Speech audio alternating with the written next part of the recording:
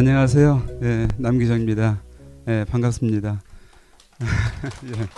지금 뭐 여러 가지로 과하게 소개를 해주셔가지고 몸둘 바를 모르겠네요.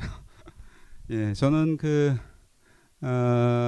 동아시아 국제 정치의 맥락 속에서 일본이 어떻게 지금의 모습을 이루어 왔는가, 그리고 앞으로 일본이 어떤 방향으로 나갈 것인가, 이런 거를 추적하고 있는 사람입니다. 일본에 대한 관심을 갖게 됐던 거는 사실은 한반도 문제였었어요. 저희들의 문제였는데 이걸 어떻게 풀어야 되는가라고 하는 고민을 하다가 의외로 우리가 일본이라고 하는 요인을 굉장히 소홀히 하거나 놓치고 있는 것 같다. 그래서 거기가 이 블랙홀처럼 돼 있어가지고 거기에서 뭐가 벌어지는지 모르고 있다가 거기서 뭔가 이렇게 늘 당하고 있는 건 아닌가, 이런 생각을 좀 했었어요. 그래서 그러한 공부를 쭉 해왔고, 일본에 가서도 가장 제가 궁금했던 부분이 한국 전쟁 시기에 일본이 도대체 어떤 이 변화를 겪고 그게 한국에 또 어떤 식으로 변화를 주게 되었는가, 이런 거에 대한 관심들이 있어가지고 줄거리 이제 그런 방향의 연구를 하고 있습니다. 네, 그러니까 당연히 한일 관계라고 하는 거는 한국의 일본 연구자가 해야 될 일이긴 한데, 여러분들도 아시겠지만 한일 관계 하다 보면은 굉장히 복잡하잖아요. 모든 문제가 다 문제가 되잖아요. 좀 말이 좀 이상하긴 한데 모든 문제가 돼서 참 어렵습니다. 그래서 난감한 이웃이라고 하는 그러한 제목이 어울리는 나라인데요. 네, 그런 제목으로 한번 강의를 오늘 한번 해보겠습니다. 일본의 강제동원 해법, 여러분들 대략 어떤 내용인지는 아실 거예요. 그리고 최근에는 이제 오염수 문제까지 겹쳐가지고 굉장히 복잡하게 전개되고 있는데, 여러분들 대략 무엇이 문제이고 왜 문제인가라고 하는 거를 대략은 알 거예요. 근데 근거를 가지고 좀 설명 좀 해봐 그러면은 글쎄 이렇게 되지 않습니까? 그래서 저는 오늘은 여러분들이 제 강의를 열심히 들으면은 어디에서 누가 물어봐도 상당히 정확하게 지금의 현실을 설명을 하고 여러분들의 의견을 제시할 수 있도록 해드리는 게 제 목표입니다. 두 가지가 필요한데요. 뭔가 이렇게 정확하게 설명을 하려면은, 그리고 그것을 이 납득을 시키려면은 일단 사실관계가 필요합니다. 정확한 사실관계. 근거를 대서 얘기를 해야 되니까요. 사실관계를 좀 몇 가지 좀 제공해 드릴 거고요. 그리고 그게 어떤 맥락에서 문제가 되고 또 왜 그게 어떤 맥락으로 이어져 갈 것인가 라고 하는 거에 대한 설명이 필요하니까 그 두 가지를 동시에 좀 제공해 드리려고 해요. 앞에는 사실관계고 뒤에 부분 좀 해석일 수도 있습니다. 그래서 앞에 부분은 가능한 한 있는 그대로 가져와가지고 여러분들한테 중요한 부분을 소개를 해드리도록 할게요. 뒷부분은 약간 저의 주장이나 저의 이 시각이나 이런 것들이 들어있을 수 있습니다. 그러니까 뒷부분은 여러분들이 감안해서 들으시고요.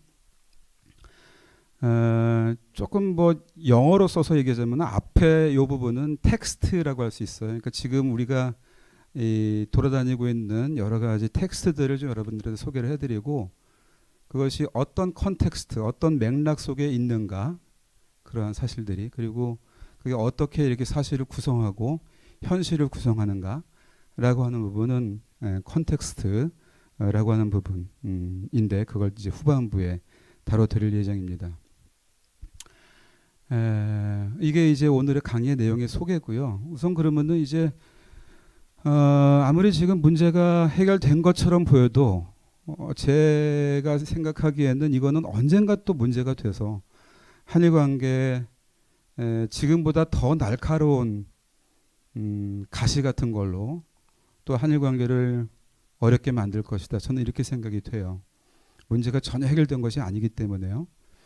그러니까 이른바 과거사 문제가 계속 반복돼서 문제가 생기는데, 도대체 그게 어떤 내용인가, 무엇인가라고 하는 걸 갖다가 좀 먼저 말씀드리고자 합니다. 이게 그 한일 관계를 전반적으로 한일 관계의 그 주조를 이루게 되었던 계기는 2018년도 10월 달에 있었던 대법원 판결일 겁니다. 아마 이때 이후로 한일 관계가 굉장히 갈등 상황이 됐고 그러면서 이제 급전직하로 떨어지면서 뭐 저의 표현입니다만 한일 냉전 뭐 이런 실제로 총칼을 들지 않았을 뿐이 이제 거의 전쟁하는 것 같은 그런 상황으로 한일 관계가 떨어져 갔던 적이 있었습니다. 근데 그게 뭐가 문제인가라고 하는 거를 좀 짚어야 될 것 같아요. 대법원 판결이 나왔는데 대법원 판결 당일날, 근데 대법원 판결에 대해서도 또 좀 이따가 다시 말씀드리겠습니다. 바로 그날 고노 따로 외무대신, 이 고노라고 하는 사람이 한일 관계에서 중요한 사람이 두 사람이 나옵니다. 고노 요헤이라고 하는 사람은 이른바 위안부 관련해 가지고 상당한 정도로 그 당시 입장에서 굉장히 진전된 그러한 일본의 입장을 내놓아 주신 사람이 있는데 그 사람은 고노 요헤이라고 하는 사람이고 그 사람의 아들이 또 일본의 그 자민당 정치가가 있는데 그 고노 다로라고 하는 사람이 담화를 발표했어요. 근데 거기에 뭐라 그랬냐면은요. 판결이 한일 청구권 협정 제2조에 위반된다. 그래서 이게 국제법 위반 상태가 지금 만들어졌다. 그러니까 한국의 대법원 판결이라고 하는 게 조약 위반이다. 이거는 국제법 위반이다. 이렇게 규정을 했어요. 그렇기 때문에 한국 정부가 이렇게 잘못된 상황을 시정하지 않는다면은 어떠한 한일 관계도 유지할 수가 없다. 관리 불능 상태에 빠져버렸다. 이런 겁니다. 그래서 줄곧 그 이후로는 한국 정부, 문재인 정부에 대해서 이 시정을 요구해 왔어요. 그럼 어디인가 이게? 요건가요? 시정을 요구해 왔어요. 이거는 쓰기가 좀 어렵겠다. 그렇지만은 우리의 대법원 판결이라고 하는 것은 대한민국이 임시정부의 법통을 계승했다고 확인한 대한민국 헌법 정신 전문에 있습니다만 헌법 정신 그 다음에 1965년 한일 기본 조약에 대한 우리 정부의 공식 해석, 그러니까 헌법과 조약에 대한 우리 정부의 공식 해석에 입각한 것이기 때문에 국내적으로도 문제가 없고 조약과 관련해서도 문제가 없다라고 하는 게 지난 문재인 정부의 입장이었어요. 여기 무슨 얘기인지 좀 모르시겠죠? 잘. 조금 이따가 다시 한번 설명해 드릴게요. 일단 이런 내용이다라고 하는 걸 확인시켜 드리겠습니다. 근데 여기서 문제가 되는 게 가장 크게 문제가 되는 게 뭐냐면은 1910년 조약이에요. 한국 병합조약. 이게 한국 병합조약이라고도 하고 이 합병조약이라고도 하고 합방조약이라고도 하는데 정식 명칭이라고 하는 게 일본이 붙인 명칭이라고 있을 수 있는데 그 이름에 따르자면 한국을 일본이 병합하는 조약이라고 하는 뜻으로 되어 있습니다. 근데 이 10년 조약이 무효다라고 하는, 이미 무효다라고 하는 이 입장, 그렇기 때문에 식민 지배가 불법이다라고 하는 입장을 둘러싸고 한국과 일본이 싸운 거였었습니다. 결국에는. 이게 가장 핵심입니다. 근데 1910년 한국 병합조약이 효력이 있느냐 없느냐라고 하는 얘기는 1965년에도 물론 문제가 됐어요. 해방 이후 줄곧 문제가 됐고 1965년에도 문제가 됐지만 그 이후로 많은 사료가 발굴이 되고 사료 해석에 대한 국제적인 인식들이 진전됨에 따라서 이제는 일본의 입장은, 일본의 주장은 점점 이 힘을 잃어가고 있고 이게 불법이다라고 하는 한국 정부의 입장은 점점 강화되고 있어요.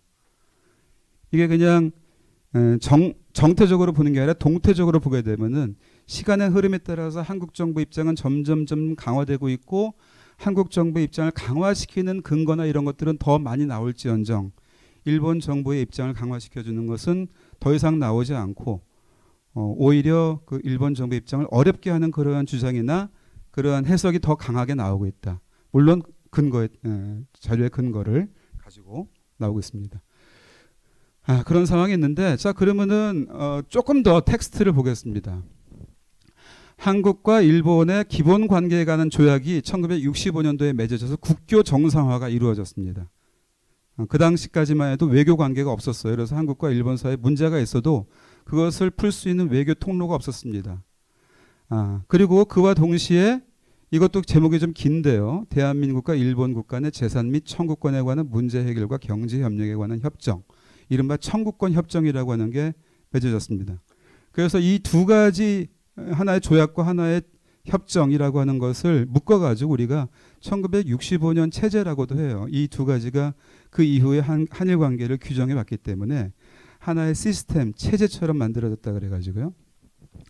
근데 거기에 2조에, 그러니까 저건 기본 조약입니다. 기본 조약 2조에 1910년 8월 22일 및 그 이전에 대한제국과 대일본 제국 간에 체결된 모든 조약 및 협정이 이미 무효임을 확인한다. 그러니까 대한제국과 대일본 제국이 맺었던 모든 조약과 협정이 1910년 8월 20일까지 있었는데, 그러니까 대한제국이 존속했던 때가 저 때까지니까요. 그때까지의 모든 협정과 조약이 무효다라고 하는 것을 확인한다는 겁니다.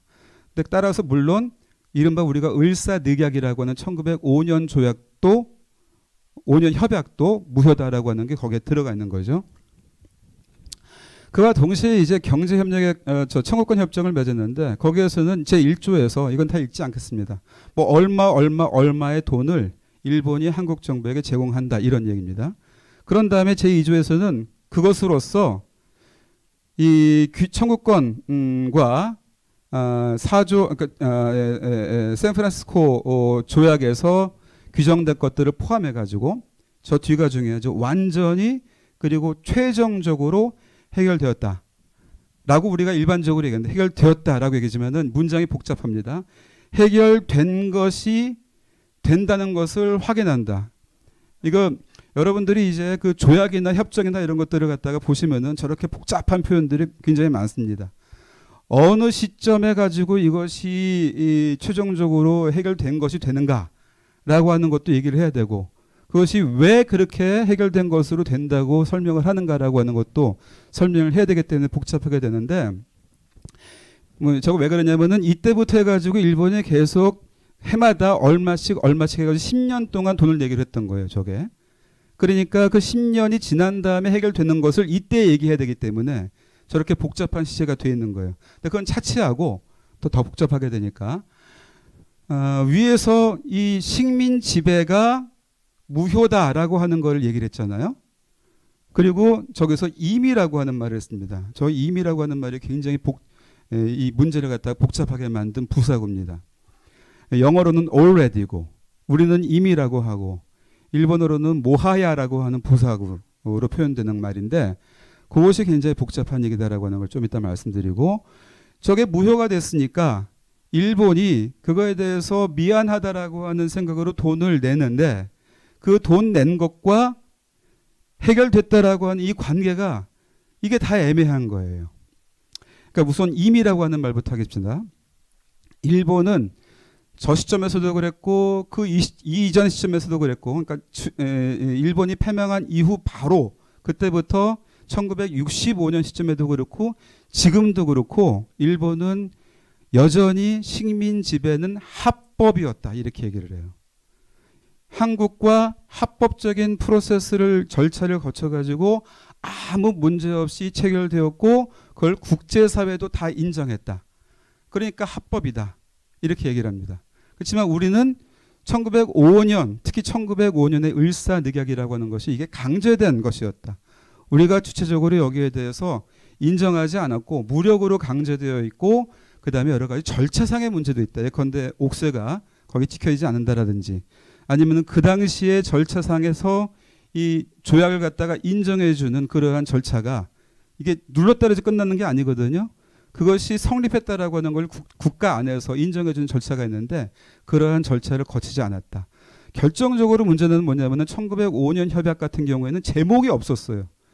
그러니까 이게 그냥 되면 되는 걸로 해가지고 나중에 여기다 적당히 글자 몇 개 집어넣자라고 하는 게 분명히 드러나는 아주 그냥 허술한 내용의 협약이었습니다. 네, 그러니까 이거는 그 도저히 성립했다고 인정할 수 없다라고 하는 게 우리 정부의 입장이었어요.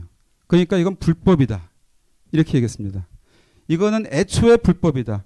그래서 무효라고 하는 말은 처음부터 애초에 무효다라고 하는 게 이미 국제법적인 용어예요. 그런데 일본 입장에서는 이건 성립했었다. 합법이었다라고 하는 걸 끝까지 주장하고 당시에 우리 정부가 이거를 밀어서 완전히 일본을 설득시킬 만큼의 뭐 힘이 없었던 거겠죠. 그리고 당시에 뭐 박정희 정권 하에서 일단 일본으로부터 들어오는 청구권 자금이 중요하다. 그러한 정치적인 판단을 함으로써 여기서 양보를 한 건데, 그래서 임의라고 하는 말이 들어갔던 거예요. 그러니까 임의라고 하는 말의 이 부사구의 의미는 뭐냐면은 어느 시점으로 해석해도 그냥 돼버리는 거예요. 그러니까 일본 입장에서 1945년도까지 일단 성립했던 것이다 라고 해석해도 되고, 우리 입장에서 1910년도에 이미 무효였다 이렇게 해석해도 되고, 그러니까 양쪽으로 다 해석할 수 있는 그러한 부사구를 하나 갖다 넣으려 가지고 이것 때문에 지금도 싸우고 있는 거죠. 계속 이거 가지고 싸우고 있는 겁니다. 그런데 우리 입장에서는 아까 헌법에서도 그랬고, 이것은 원천적으로 무효다라고 하는 해석이 가능한 것이, 우리는 1919년도에 3.1운동이 있었고 바로 임시정부가 만들어졌고, 임시정부가 대한민국의 법통, 오리진이다라고 하는 입장을 헌법 전문에다가 세워놨으니까 우리에게는 정부가 있는 거예요. 정부가 있는데 그 정부가 있음에도 불구하고 일본이 들어와가지고 멋대로 여기서 자기들 뭐 이게 법이다 그래가지고 법을 만들어가지고 사람들을 데리고 다니기도 하고, 그러니까 이거는 불법이다라고 하는 게 우리 입장인 것이고, 그것은 헌법에도 나와 있는 거란 말이죠. 그리고 또 하나 문제는 뭐냐면은 요 1조와 2조의 관계가 이것도 애매한 거예요. 돈을 냈기 때문에 문제가 해결된 것인지, 돈 낸 거는 돈 낸 거고 문제가 해결된 거는 해결된 건 따로다라고 하는, 이 두 가지가 상관성이 있는가 상관성이 없는가라고 하는 것도 굉장히 큰 문제입니다. 굉장히 문제가 복잡하지만 일본은 상관이 전혀 없다, 우리는 상관이 있다 이렇게 해석을 했어요. 그게 왜 문제가 되는가라고 하는 것도 나중에 말씀드릴게요. 어쨌거나 이렇게 문제가 복잡하게 얽혀 있다라고 하는 겁니다. 그래서 법적 배상과 경제협력의 간극이라고 제가 이름을 붙였는데, 아까 두 번째 청구권 협정이라고 하는 게 굉장히 긴 제목이 돼 있지 않습니까? 거기에 청구권을 해결한다는 문제와 경제협력을 한다라고 하는 게 같이 들어가 있어요. 근데 그냥 우리는 청구권 협정이라고 부르죠. 청구권을 주는 것이 이게 경제협력이냐 아니면 이게 배상이나 보상에 해당하는 것이냐라고 하는 문제죠. 이게 법적으로 일본이 무언가 잘못했기 때문에 그 잘못한 걸 인정하고 주는 거라고 한다면 배상이나 보상이 되는 거고, 아니야 그런 거 전혀 문제가 없었어, 전혀가 문제가 없는데 한국 정부가 하도 돈 달라고 청구권이 있다고 자꾸 주장하니까 그래 한번 앉아가지고 얘기해보자. 그런데 뭐 우리는 잘못한 건 없지만 너희들이 너무나 딱한 상황이니까 돈은 줘야 되겠다, 그러니까 돈은 주겠다, 근데 이걸로 더 이상 청구권 얘기하지 마 라고 하는 게 일본 입장인 겁니다. 뭐 이렇게 좀 비유적으로 말씀을 드리면 여러 가지 문제가 나오지만, 약간의 비유를 드리자면은, 그런데 이제 그 막장 드라마 같은 데서 그런 거 많이 나오지 않습니까? 이제 부잣집 재벌집에 아들이 뭐 딸과 이렇게 사귀는데 이 딸을 갖다가 띄워놓기 위해, 딸이 아니라 어떤 여자 띄워놓기 위해서 돈 줄 테니까 그냥 물러나라고 하는 그런 식으로 끝나버렸다라고 하는 거예요. 이게 우리 입장에서는 그렇게 해석되는 거예요. 조금 그 뒤로 가서 뒤에 나와야 할 얘기를 갖다가 말씀드리는 건지 모르겠는데, 여기서 여러분들이 꼭 좀 알아주셨으면 하는 건 뭐냐면은, 지금 문제가 되고 있는 거는, 한일 간에 문제가 되고 있는 거는 대부분에서 문제를 제기했던 거는 배상의 문제입니다. 배상. 그리고 배상이 아니라 보상이라고 하는 용어도 나올 거예요. 그리고 또 청구권이라고 하는 용어가 또 있을 겁니다. 이 세 가지 용어가 다 조금씩 뉘앙스가 달라요. 근데 공자님께서 그렇다면서요. 정명이라고, 이름을 제대로 불러주는 게 중요하다고. 이름 속에 내용이 있고 본질이 있기 때문에 그렇죠. 그래서 우리는 지금 배상이라고, 배상을 일본한테 요구를 하는데, 그 근거는 뭐냐면은 아까 제가 말씀드린 것처럼 식민지 지배가 불법이었다 라고 하는 전제에서 요구하는 겁니다. 그러니까 불법적인 상황에서 벌어진 어떤 손해라고 하는 걸 원상 복귀시켜주는 것이 배상이라고 한다면, 합법적인 상황에서도 뭔가 이렇게 사고가 발생해가지고 법은 지켰지만은 뭔가가 잘못돼가지고 손해가 발생할 수 있어요. 그럴 때 원상 복귀시켜주는 거는 보상이라고 합니다. 그러니까 합법이냐 불법이냐 관계없이 둘이 같이 뭐 재산을 갖다 운용하다가 사이가 나빠져가지고 이제 갈라지자. 네 거 네가 갖고 내 거 내가 갖자 라고 했을 때 이런 거는 청구권이라 그래요. 내가 청구권을 가지고 있으니까 내가 그걸 달라. 요구할 수 있다. 그러니까 3단계가 있다고 하는 거 여기서 이해를 해주세요. 근데 위에 배상 얘기는 그러니까 식민지 지배가 불법이냐 합법이냐라고 하는 걸 끝까지 제대로 확정을 못했기 때문에 배상을 했는가 안 했는가 할 수 있는가 없는가라고 하는 얘기는 거기서 더 이상 추궁할 수가 없었던 거예요. 서로가. 근데 이제 우리 입장에서는 배상 받은 것처럼 얘기를 하다가도 어떨 때는 배상 못 받았다고 얘기도 하고 이렇게 되는 거죠. 여기서. 그런데 그거를 갖다가 정리해 준 게 대법원 판결이었던 겁니다. 우리는 분명히 배상을 받아야 되는데 지금까지 한 번도 배상을 받지 못했으니까 배상을 하도록 해라 라고 정리한 게 대법원 판결이었어요. 왜냐하면 우리나라의 헌법이나 법체계로 보면은 법리적으로 봐가지고 당연히 그러한 해석이 나올 수밖에 없는데 여태까지 한 번도 법적으로 국내법적으로 그거를 따져보자라고 했던 적이 없었던 거예요. 그걸 따져보자 그래가지고 법원으로 가져갔던 것이 피해자들이었던 거죠. 피해자 원고들. 그래서 법적으로 따지면은 우리나라의 법적으로 국내법이나 헌법, 최고의 헌법이나 이런 것들을 따져보게 되면은 당연히 이거는 식민지배는 불법이고 따라서 배상을 해야 되고 배상을 일본 기업에게 명령을 할 수 있다라고 하는 게 우리 정부의 입장이었던 겁니다. 근데 일본 정부의 입장에서 서게 되면은 아니 이거는 아까 우리 기본조약이나 청구권 협정 봤지만 이거는 우리 정부, 일본 정부 입장에서는 합법적이다라고 하는 것 같다. 우리는 끝까지 주장했고 임의라고 하는 말이 거기에 있는데 그 임의라고 하는 거는 1945년이나 1965년 시점에서는 그게 끝났다고 할 수 있을지 모르겠지만 1910년도에는 그거는 엄연히 존재했고 합법적인 거였어. 왜 내가 배상을 해야 돼? 더구나 보상이다, 청구권이다 이런 것들은 그 앞에 제가 보여드렸잖아요. 청구권 협정이라고 하면서 이미 돈 냈고 거기서 이미 완전하게 최종적으로 다 끝났다 그러는데 왜 그걸 얘기를 해? 라고 하는 게 일본의 입장이었던 거죠. 근데 이게 이제 부딪혀가지고 더 이상 이거를 해결하지 않고서는 한일 관계에서 사실은 역사 문제에서는 한 발도 진전하지 못하는 그런 상황이 돼버렸던 거예요.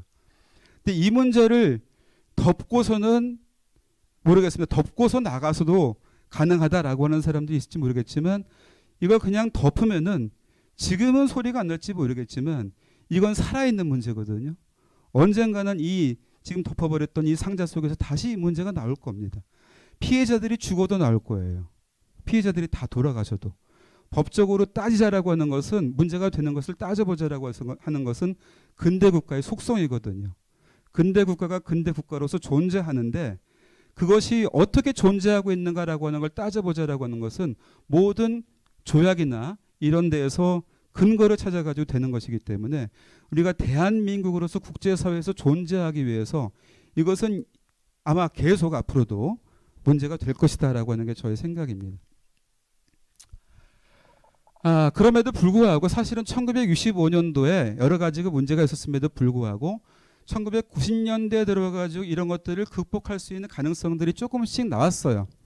그래서 아까 제가 말씀드린 것처럼 이 고노다마는 여기 안 들어와 있구나. 고노다마에서 처음으로 위안부의 존재를 인정을 하면서 일본 정부가 잘못했다라고 하는 사죄 표명을 했고 거기서 일본 정부가 할 수 있는 만큼을 하겠다라고 하는 그런 약속도 했습니다.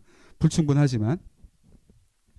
그 다음에 이 위안부 문제를 포함해서 조금 더 포괄적으로 식민지 지배에 대해서 일본 정부가 처음으로 이게 잘못했다라고 하는 얘기를 했던 게 1995년도에 당시 무라야마 수상의 저 담화였습니다. 이거는 좀 중요하니까 이 텍스트를 좀 한번 읽어보겠습니다. 우리나라는 멀지 않은 과거의 한 시기 국책을 그르치고 식민지 지배와 침략으로 많은 국가, 특히 아시아 국가들의 사람들에 대해 다대한 손실과 고통을 안겨주었습니다. 저는 이에 새로이 통절한 반성의 뜻을 표명하고 마음으로부터 사죄의 마음을 표명합니다. 제가 유학하고 있을 때 나왔던 담화거든요. 그래서 저는 굉장히 이 부분에 대해서 높이 평가했었습니다. 저기에 처음으로 일본이 식민지 지배라고 하는 말을 이 공식 문건에다가 처음 썼어요.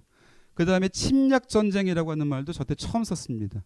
그러니까 90년대에 들어와서 처음으로 일본 정부가 이런 인식을 보이기 시작했는데 거기에서 처음으로 식민지 지배가 문제가 다 있다라고 하는 걸 얘기를 했죠.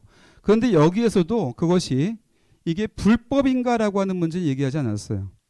그리고 또 누구에 대해서인가라고 하는 것도 들어있지 않습니다. 그냥 막연하게 식민지 지배 잘못했다라고 하는 거였습니다. 그러니까 누구에 대해서 잘못했는가라고 하는 걸 처음 얘기한 것은 이 세 번째 있는 오부치 케이소라고 쓴 건데요. 저거는 김대중 오부치 공동선언 1998년도에 들어보신 적 있나요? 거기에서 처음이었고 거기에서 오부치 수상이 한국 국민에 대해 식민지 지배로 인해라고 하는 말을 처음으로 씀으로써 한국 국민을 명시하고 식민지 지배를 했다라고 하는 걸 처음으로 인정을 했습니다. 당시 김대중 대통령과의 사이에서요.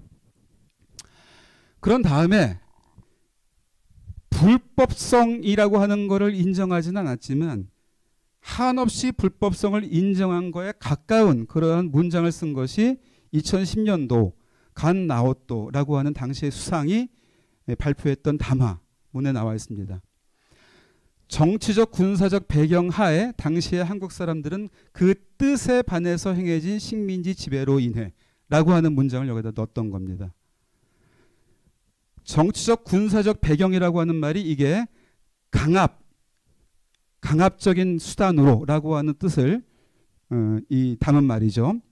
근데 강압이라고 하는 말을 써버리면은 당시에 뭐 우익, 일본의 우익 같은 사람들이 들고 일어나가지고 이 문장이 만들어지지 않을 테니까 이러한 문장이 나와도 뭐 보수 우익도 어느 정도 받을 수 있는 그런 말을 쓰자 그래가지고 이렇게 부드럽게 표현한 거예요.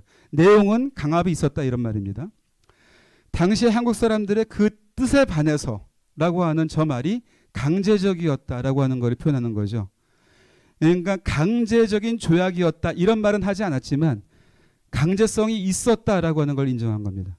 그런데 강제성이 있었다라고 하는 것을 인정한다라고 하는 것은 불법적이었다라고 하는 걸 인정하는 거에 간접적인 표현인 거죠.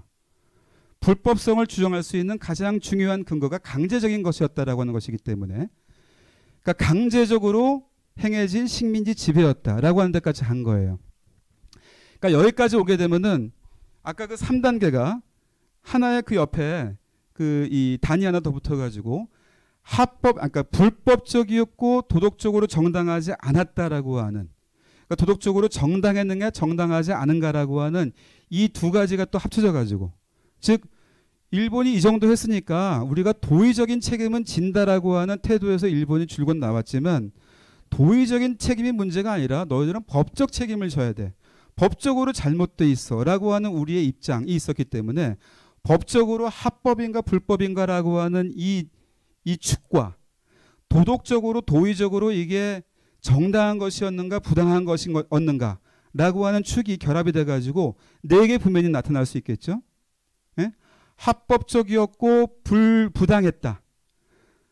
불법적이었고 부당했다.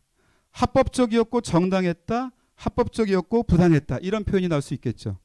근데 우리는 불법 부당론이라고 하는 거에 서 있었고 일본은 합법 정당론이라고 하는 거에 서 있었는데 90년대 이렇게 인식이 발전하면서 합법적이었지만 부당했다라고 하는 데까지는 일본이 온 거예요. 90년대. 그런데 이게 합법적이었다라고 하는데 여전히 남아있는 거죠. 그렇기 때문에 일본은 한국에서 저런 대법원 판결이 나온 거에 대해서 받아들일 수 없다. 그래서 이제 이 국제법 위반이고 한국 정부가 시정하지 않으면 이건 해결할 수 없다. 이런 입장을 갖다가 주장하기 시작했던 거예요. 그래서 거기에다가 이제 우리 대법원은 판단을 했던 거죠. 불법적인 것이었다. 이렇게. 그래서 불법 부당론의 입장에서 일본에게 배상을 요구하는 그러한 외교를 했던 겁니다.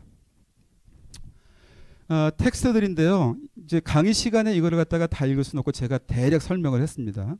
그러니까 요 텍스트들은 집에 가서 한번 읽어보세요. 아, 요렇게 표현이 돼 있었구나 라고 하는 부분. 그러니까 다시 한번 강조드리면은 요거는 식민지 지배 및 침략 전쟁의 수행이라고 하는 불법 행위라고 돼 있습니다. 그 다음에 강제 동원 피해자라고 돼 있어요. 우리나라 대법원에서는 불법이다라고 하는 것을 명확하게 얘기하고 있고 강제 동원이라고 하는 명칭을 쓰고 있습니다. 이 부분은 잊지 말아주세요. 그리고 위자료 청구권이라고 하는 이거는 배상입니다. 위자료라고 하는 건 배상에 해당하는 거예요. 배상을 청구할 수 있다 이렇게 되는 겁니다. 자, 아까 다시 한번 불법이고 부당하기 때문에 배상의 의무가 생기는 거예요. 합법이었고 부당했으면은 그건 보상이겠죠. 근데 당시의 아베 정부는 이 90년대 있어왔던 이 부당론까지도 부정을 하면서 일본의 행동은 합법적이었고 정당했다. 더구나 한국인들한테 많은 이익을 가져다 주었다. 라고 하는 입장을 가지고 있었어요. 일본이 경제적인 기회가 많으니까 노동자들이 일본에 와가지고 돈 벌어 갔던 거다. 이렇게 얘기를 했던 겁니다. 그래서 가장 위의 입장에서는 강제 동원 피해에 대한 배상인 것이고요. 두 번째 라인에서는 징용공들에 대한 보상이 되는 거예요. 일본 정부는 한반도에서 들어온 노동자들에 대한 청구권 이렇게 되는 겁니다. 요 세 가지 단계를 이해할 수 있겠습니까? 요 세 가지 단계에서 이거를 정치적으로 법적으로는 싸운다 하더라도 정치적으로 이걸 논의해서 해결할 수 없는 상황으로 갔던 것이 지난 문재인 정부 시기에 한일 관계였던 겁니다. 더구나 일본의 아베 총리와의 관계에서요. 그런데 여기는 좀 시간이 조금 모자라도 제가 설명을 드리고 싶은 부분이에요. 일본이 저렇게 일방적으로 국제법 위반이다라고 하는 그러한 이 태도를 보이는 거는 과연 정당한가? 거기에는 문제가 없는가라고 하는 거예요. 물론 우리 입장에서는 굉장히 문제로 삼았죠. 그렇지만 왜 문제인가라고 하는 거에 대해서는 아마 제대로 이렇게 설명하는 사람들은 없었던 것 같아요. 그런데 일본 학계에서도 이거는 국제법 위반이라고 이렇게 한국을 갖다 공격하는 거는 조금 무리가 있다라고 하는 그러한 얘기들이 나올 정도였어요. 국제법의 일반적인 상식으로 봤을 때 그런 일본의 그 태도는 너무 나가는 거다라고 하는 얘기죠. 조금 쉽게 말씀드리면은 국제법과 관련한 교과서. 그래서 제가 그 당시에 그 일본에서 나오는 교과서도 포함해가지고 국제법 교과서를 한 6, 7종류를 가져와 가지고 이 부분을 갖다가 계속 이렇게 추적을 해봤습니다. 그 몇 세 그런 거 있지 않습니까? 근데 이게 쭉 추적을 해보면은 이 국제법과 헌법 또는 국내법, 그러니까 국내 법과 국제사회의 법이라고 하는 국제법과의 관계에서 어느 게 더 위에 있어서 어느 걸 해석할 수 있는가라고 하는 거에 대해서는 학자들 사이에서 의견이 다 갈라져 가지고 아직 정답이 없는 세계였던 거예요. 그러니까 일본 정부가 그렇게 주장하는 것은 학계에서 정리되지 않은 거를 일본 정부가 딱 하나를 취해가지고 일방적으로 주장하는 거였다 이렇게 얘기할 수 있겠죠. 그러니까 일본 안에서 국제법을 가르치는 교수들도 자기 정부가 하는 거에 대해서 이거는 교과서로 봤을 때 상당히 그러니까 소수설이 아니라 하더라도 완전히 하나로 정식화되어 있는 그러한 설명이 아닌데 이게 너무 무리해서 하고 있는 것 같다. 이거에 대한 반론 제기는 충분히 가능한 그런 거다라고 하는 얘기를 했던 거고요. 더더군다나 문제는 뭐냐. 일본은 평화헌법이라고 하는 헌법을 가지고 있습니다. 이 헌법에 대한 일본 국민들 또는 일본 시민들의 지지는 절반 이상은 넘어요. 요즘에는 많이 줄어가지고 절반 정도지만 일본 국민들은 이른바 평화헌법이라고 하는 거를 평화헌법의 평화주의라고 하는 거를 국시처럼 생각합니다. 굉장히 소중하게 생각해요. 더구나 모든 나라의 헌법학자들은 자기네 헌법을 굉장히 중요시하죠. 그러니까 어떠한 국제법보다도 평화헌법이라고 하는 것은 그거보다 위에 있다. 헌법이 조약보다 위에 있다라고 하는 그러한 설명들을 일본의 헌법학자들이 했습니다. 그러니까 일본의 헌법학자들은 일본 정부의 한국에 대한 그러한 비난 공격은 이것은 잘못된 것이다 라고 하는 것을 일본 안에서도 얘기하는 사람들이 있었다라고 하는 거죠. 이 부분 좀 설명이 좀 전달이 됐습니까? 그러니까 일본 정부도 무리했다라고 하는 거예요. 그래서 충분히 반박 가능했다라고 하는 것이고 이것을 말이 안 되는 거다 그래가지고 우리 정부의 입장을 똑같은 레벨 위에 올려놓고 일본 정부의 주장과 싸우도록 했던 그 문재인 정부의 입장은 제가 보기에는 학문적으로 봤을 때는 전혀 문제가 없는 행동이었다. 저는 그렇게 봅니다. 정치적으로는 어떨지 모르겠어요. 그 판단을 할 수 있겠죠. 그렇지만 학문 세계에서는 이것은 전혀 문제가 없는 행동이었다. 이렇게 판단할 수 있습니다.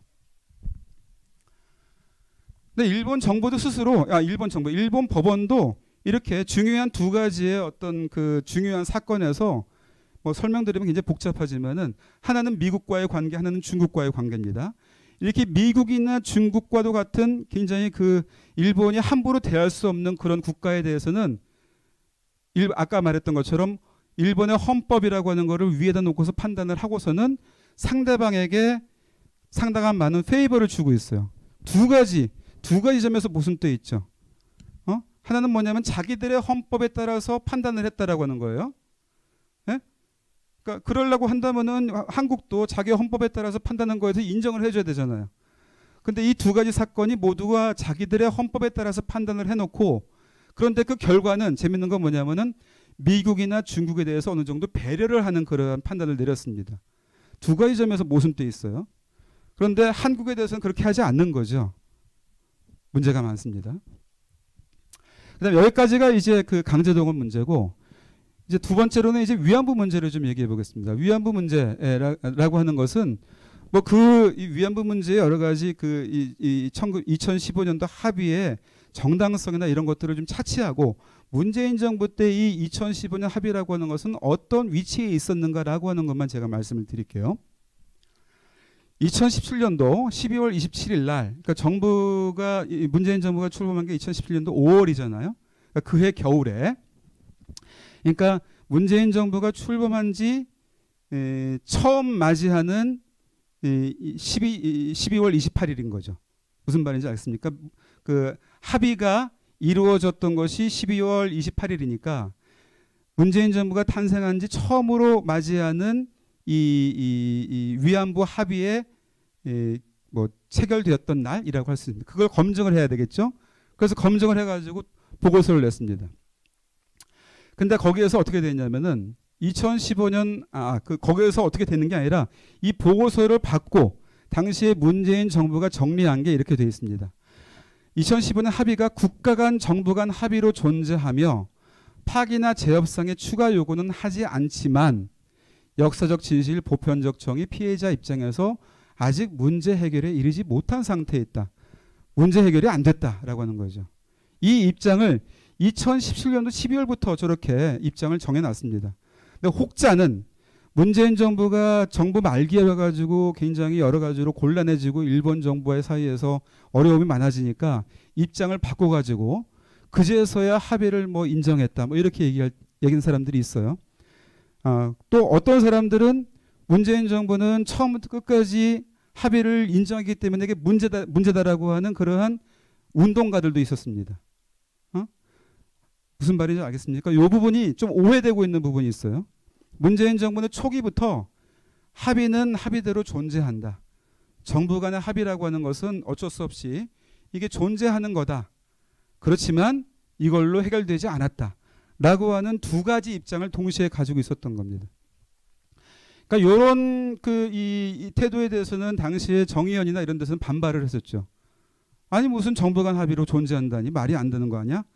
파기야 그러면서 이걸로 파기됐어 뭐 이렇게 선언한 사람도 있었고요. 그 다음에 이제 그로부터 2년 후인 2019년도에는 헌법재판소에서 판단이 나왔습니다. 그때 판단은 뭐냐면은 이게 정부 간 합의로 존재하지만 이게 효력이 있느냐 없느냐의 문제를 가지고 판단을 했던 거예요. 우리나라 헌법재판소에서는 이거는 정치적인 합의에 불과하기 때문에 법적인 효력을 지니지 못한다. 이게 무슨 얘기냐면요. 여러분들 기억하실지 모르겠지만 당일날 기시다 외상이 지금 수상인 그 사람이 외상이었을 때 기시다 외상이 텔레비전 앞에 나와가지고 뭔가 얘기를 했고 그 다음에 당시에 그 윤병세 외교장관이 나와가지고 또 뭐라고 얘기했어요. 그거를 갖다가 우리가 합의라고 얘기하는 걸로 지금 이해하고 있습니다. 그렇지만 그 구두로 얘기했던 거를 한국과 일본 정부가 하나의 표준적인 그러한 양국이 합의하는 그러한 문건으로 문서를 남겨놓지 않았습니다. 그래서 이거는 제각각 따로 있어요. 한국 정부는 한국 정부대로 갖고 있고 일본 정부는 일본 정부대로 갖고 있고 그 어느 문서가 공식 문서냐라고 하는 거를 결정하지 못하고 그냥 두 외상이 말로 한 것만 남아 있어요. 근데 그런 거는 구두 합의라 그래요. 구두 합의라고 하는 것은 문서로 돼 있지 않기 때문에 더구나 양국이 합의한 이게 뭐가 문제가 있을 때 이걸로 해석해야 된다라고 하는 그러한 문서가 없기 때문에 그거는 법적으로 효력을 가질 수 없다라고 하는 게 일반적인 이 상식입니다. 예컨대 이런 것도 있어요. 그 미국하고 일본 사이에서 미일 안보 조약이 있는데 미일 안보 조약의 5조라고 하는 데서는 일본이 이 일본 영토 영해 안에서 벌어지는 문제에 대해서 만일에 전쟁이 일어난다고 한다면 미국이 개입한다라고 하는 그런 내용의 이 조항이 있습니다. 그런데 이 이른바 센카쿠 또는 야오이타우라고 하는 곳이 이곳이 일본의 영토냐 아니냐라고 하는 것 때문에 굉장히 불분명한 부분이 있어가지고 요거를 명확하게 얘기를 못했었어요. 그런데 중국이 자꾸 여기에 뭐랄까요 순시선을 파견을 하고 그러니까 일본이 이제 다급해져가지고 미국에 쫓아가가지고 이 조항에 센카쿠 열도 디아오이타오가 포함되는 거 맞죠? 이렇게 몇 번을 물어봤습니다. 일본의 외상이 미국에 가가지고 당시 처음에 이제 클린턴이라든지 힐러리 클린턴입니다. 그럴 때 가가지고 물어보니까 처음에는 뭐 굉장히 이렇게 애매하게 발언을 하다가 언젠가부터 이제 미국도 이제 중국이 문제다라고 하는 거를 느끼기 시작하면서부터 해당한다라고 하는 걸 얘기를 했었습니다. 그렇지만은 그것도 그냥 구두적으로 말로만 했었던 거기 때문에 일본은 늘 그것 때문에 초조했었어요. 말로 했던 건데 언제 어떻게 이게 뒤바꿀지 모른다라고 하는 것 때문에 늘 초조해하다가 언제냐면은 스가 총리하고 바이든이 만나가지고 2021년이었나? 그때 만나가지고 처음으로 문서화했습니다. 그때.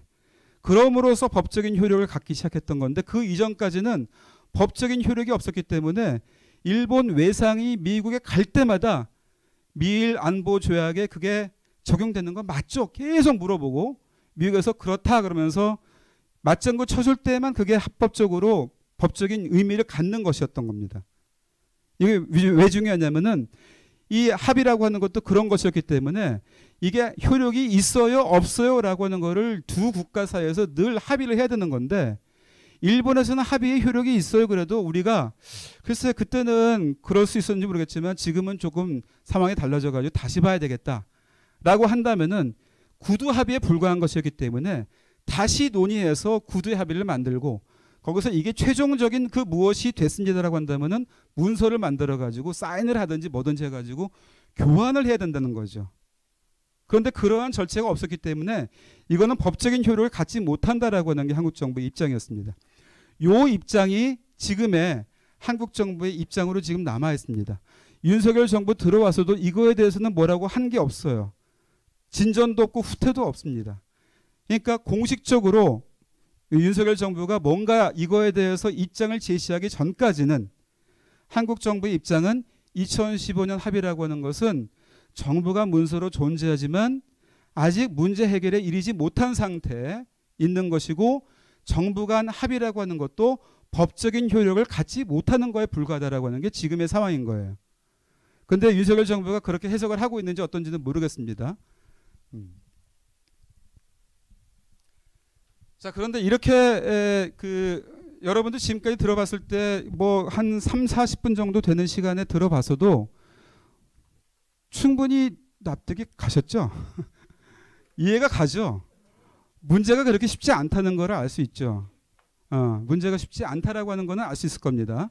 굉장히 이게 역사적인 연원이 있고 법적인 문제까지도 들어와가지고 굉장히 까다로운 문제고 이 문제를 푸는 거는 쉽지 않을 것 같다. 이게 그런 의미에서는 문재인 정부가 괜히 이 일본하고 관계를 악화시켜가지고 파퓰리즘적으로 대일 문제에서 이 국민들의 지지를 얻어내기 위한 정치적인 술수를 한 거다라고 이해하기는 좀 어려울 것 같아요. 이렇게까지 어려운 문제였는데 그 문제를 오히려 문재인 정부는 안고 이거를 어떻게 해결할 것인가라고 하는 거에 대한 상당한 고민을 가지고 대일 외교를 했던 것으로 저는 이해를 해요. 더구나 국내적으로는 촛불의 그 힘으로 이 정부를 구성했던 그러한 정부인 만큼 그 촛불의 뭐랄까요 이 요구, 요청, 요망 이런 거를 상당한 정도로 이 뭐랄까요 그 강하게 그거를 받아들일 수밖에 없는 그런 입장이 있었을 겁니다. 그렇기 때문에 더더욱 힘들었던 거겠죠. 그런데 이 윤석열 대통령은 후보자 때부터 이 문재인 정부가 죽창가만 부르더니 일본하고 관계를 갖다 저렇게 만들어 버렸다. 망가뜨려 버렸다. 그러니까 이제 과거사는 더 이상 어쩔 수 없는 거니까 과거사는 분리하고 이거는 해결 안 되는 걸로 그냥 내버려 두고 그냥 미래로 나아가자. 이런 입장을 후보 때부터 제시해 왔습니다. 근데 그 과거사 문제는 그럼 어떻게 할 것인가라고 하는 건데 뭐 그랜드 바겐 패키지 딜 뭐 이런 식으로 표현을 했었어요.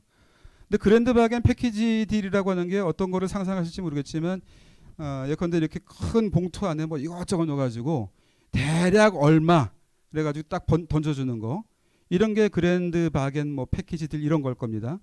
그런데 그 봉투 안에는 사실은 성격이 다른 다른 단 위에다가 놔야 될 것들 이런 것들이 막 섞여 있고 이게 굉장히 이게 정연하게 이렇게 정리해가지고 하나씩 풀어도 어려운 건데 이걸 뭉뚱그려가지고 섞어가지고 다 줄 테니까 이거 줘 이렇게 이런 식으로 해가지고 이게 풀릴 문제가 아니라고 하는 겁니다. 그래서 저는 포괄적으로 푸는 건 좋지만 이때부터 그랬지만은 단계를 밟아가면서 이것과 이것이 교환 관계에 있다고 한다면 그걸 서로 주고받으면서 신뢰 관계를 형성해가지고 높은 단계로 올라가는 게 필요하다. 저는 그렇게 얘기를 했었어요. 근데 그냥 패키지들 해가지고 뭉뚱그려가지고 주자. 그러니까 그거 뭐 이렇게 또 받자. 뭐 이렇게 했던 모양이에요. 그런데 결과적으로 봐가지고는요. 그런 내일 갖다 포린 어페이지라고 쓰고 있습니다. 근데 중요한 건 뭐냐면은 저 논문에는 역사 문제보다는 안보 문제였었어요. 그러니까 그 윤석열 정부는 한일 관계는 안보 문제로 접근을 했던 거죠. 기본적으로. 그래서 관계를 개선해가지고 한일 관계가 좋아져야지 한미일 관계도 좋아진다. 그렇게 생각했던 거예요. 미국이 그걸 원하니까. 일본 빼놓고서는 한미 동맹만 가지고는 한미 동맹이 유지가 안 된다라고 하는 게 미국의 입장이니까 그 일본 끼워와라. 일본이랑 관계 개선해가지고 일본과 같이 와라라고 하는 게 미국의 입장이었으니까 윤석열 대통령이 보기에 그 한미 동맹을 기능하게 만들기 위해서는 일본 끌고 가야 되고 그러려면은 이 문제는 조금 뭐 따로 띄워놓든지 속으로는 어떤 생각이 있을지 모르겠지만 뭐 속으로 포기할 수밖에 없는 상황에서는 포기하든지 뭐 이렇게 생각했을 것 같아요. 그게 저런 상황이었고 아까 제가 말씀드린 것처럼 패키지들도 안 됐어요. 나중에 이제 말씀드리겠지만 커다란 봉투 안에 이것저것 넣어가지고 다 줄 테니까 당신 이거 좀 주세요. 라고 하는 식으로 주고받기를 하려고 했는데 이거 안에다가 아무것도 저쪽에서 저쪽 봉투에는 아무것도 들어있지 않은데 우리 안에 봉투만 가득 채워가지고 준 그런 꼴이 돼버렸던 거죠. 받은 건 제대로 못 받고. 그러니까 그런 그 외교의 절차라든지 강약이라든지 아니면은 구조라든지 이 문제의 연원이라든지 이런 것들을 치밀하게 개선하지 못하고 냉정하게 협상을 전개하지 못한 탓에 우리가 굉장히 안달이 나 있는 것처럼 보였기 때문에 일본으로 봐가지고는 느긋하게 협상을 할 수 있었던 것이겠고 제가 보기에는 협상도 없었던 것 같아요. 외교도 없었고 협상도 없었던 것 같아요. 한일 간에. 그래서 저는 어디 가가지고 그런 얘기 했었죠. 이건 외교 참사도 아니다. 왜냐하면 외교를 한 흔적이 보이지 않기 때문에 외교를 해가지고 외교에서 졌으면 외교 참사인데 이거는 외교 참사를 하기도 힘들다라고 하는 그런 발언을 제가 어디서 했던 적이 있습니다. 이 부분은 아까 제가 말씀드린 거고요. 문재인 정부의 대일 외교를 복귀해 보면은 문제가 그렇게 쉽지 않은 것이었다라고 하는 것을 말씀드렸던 것이고 그렇게 해가지고 어떻게 이제 과거사 문제를 갖다가 이 정부에서는 풀으려고 했던 것인가라고 하는 건데 이거는 3월 6일 박진 외교장관의 우리 정부의 해법이 나오기 이전 얘기입니다. 그러니까 올해 여러분 3월 달에 기억하세요? 3월 1일 대통령의 그 3.1절 기념식이 있었고 좀 많은 사람들이 약간 좀 뜬금없다 뭐 이런 반응을 좀 했었죠. 그때 3.1절 기념사 치고는 역대 3.1절 기념사와 약간 좀 결이 다르다. 어떤 사람은 굉장히 통 크게 나가서 좋다 뭐 이런 사람도 있었지만 아니 문제를 그렇게 그냥 대충 덮고 넘어가도 되는 건가라고 하는 의구심을 갖게 했던 3.1절 기념사가 있었고 그로부터 바로 6일 뒤에 박진 외교장관의 이 강제 동원 문제에 대한 우리 정부의 입장이 나왔고요. 그 다음에 그로부터 열흘 뒤인 3월 16일 날에는 윤석열 대통령이 일본을 방문해가지고 한일 국교 정상화가 이루어졌습니다. 그런데 그러니까 3월 달 이전에 그러니까 작년 이맘때쯤에서부터 어떤 일이 있었는가라고 하는 거를 좀 말씀드리고 싶은 거예요. 그때부터 과거사 문제에서는 강제 동원 문제에 대해서는 여기 작은 글씨로 써 있는 건데 대위 변제 방식, 병존적 채무 인시 방식 이런 것들을 좀 해보려고 한다. 이런 얘기들이 나왔었습니다. 근데 대위 변제 방식이라고 하는 것은 사실은 문희상 안에도 그런 게 있었어요. 문재인 정부 시절에 문희상 국회의장이 계셨죠. 문희상 의장께서 이런 비슷한 얘기를 했던 적이 있었어요. 당시에도. 그러니까 이 일본 기업들이 안 내겠다고 막 저러고 있으니까 근데 돈은 피해자들은 받아야 되겠고 이 얼마 이제 남지 않은 여생인데 돈은 좀 해드리고 싶다. 근데 일본 기업은 도통 말을 안 듣는다. 그러니까 이걸 해결하기 위해서는 한국 정부가 뭔가 역할을 해야 되는 거 아니냐. 근데 정부는 정부대로 만일에 역할을 할 수 없다고 한다면 정부의 입장에 있어서 못한다고 한다면은 이 정부와 행정부와 국회와 이 사법부가 있는데 이 국회가 나서가지고 입법부가 나서가지고 문제를 해결할 수 있는 거 아니겠느냐. 그래서 국회에서 입법 과정을 통해 가지고 이걸 해결해 보자. 그래가지고 나왔던 게 대위변제 방식을 해보자 그랬던 게 있었어요. 예? 그래가지고 국민들이 돈 모으고 일본 기업 중에서도 돈 내겠다는 기업이 있으면 돈 받아가지고 그걸 가지고 재원을 만들어가지고 일단 먼저 드리고 그 다음에 여기 중요해요. 그 다음에 우리 정부가 구상권을 가지고 일본 정부한테 그거를 받아내는 방식으로 하자라고 하는 거였습니다. 구상권이라고 하는 거는 채권 채무 관계는 유지를 해놓고 채권이라고 하는 거를 정부가 가져가가지고 일본 정부의 채무자에 가가지고 받아내겠다라고 하는 거였거든요. 여기까지가 문희상 아닙니다. 근데 지금 문희상 아니랑 이번 거랑 똑같은 거 아니냐 그래가지고 헷갈리시면 안 돼요. 좀 이따 말씀드릴게요. 그 차이는. 그다음에 병존적 채무 인수라고 하는 것은 이 면책적 책임 인수랑 달라가지고 아까 제가 말씀드린 것처럼 제3자가 채권을 그 채무를 대신 이행함으로써 이 채권을 갖다 소멸시켜 주는 건데 그럼에도 불구하고 이 채권 채무 관계는 그대로 그냥 남는다라고 하는 게 병존적인 이 해법입니다. 근데 이 면책적 해법이라고 하는 것은 채권 채무 관계를 없애주는 거예요. 근데 채권 채무 관계를 없애준다 그러면은 국민들이 가만히 있었겠습니까? 일본의 채무를 갖다가 면제시켜 준다. 그런 식으로 해서는 안 되겠죠. 그러니까 병존적이라고 하는 말을 가져와가지고 병존적 채무 인수 방식을 갖다가 하겠다고 했던 겁니다. 그러니까 저 방식대로 만일에 지금 이루어졌다고 우리 정부가 주장한다면은 채권 채무 관계는 지금도 살아있는 거예요. 그래서 일본 기업의 채무는 지금도 살아있는 거죠. 그게 하나의 문제입니다. 복잡합니까? 저도 이거 공부를 많이 했어요. 제가 왜 이 나이가 돼가지고 법 공부를 해야 되는지 모르겠는데 또 하나의 문제는 뭐냐면 저럴 때 채권자가 나는 제3자한테 그 뭐 받는 거 싫다. 나는 그냥 채무자한테 받아내겠다. 이렇게 누구한테 제3자한테 자기의 채권을 이양해 주는 걸 갖다 거부를 할 경우에는 어쩔 수가 없다라고 하는 게 이게 일반적인 법 상식입니다. 그러니까 지금도 그래가지고 우리 정부는 이 공탁이라고 하는 방법을 통해 가지고 법원에게 돈을 내 가지고 그 돈을 갖다가 찾아가세요 이렇게 지금 하려고 그러고 있죠.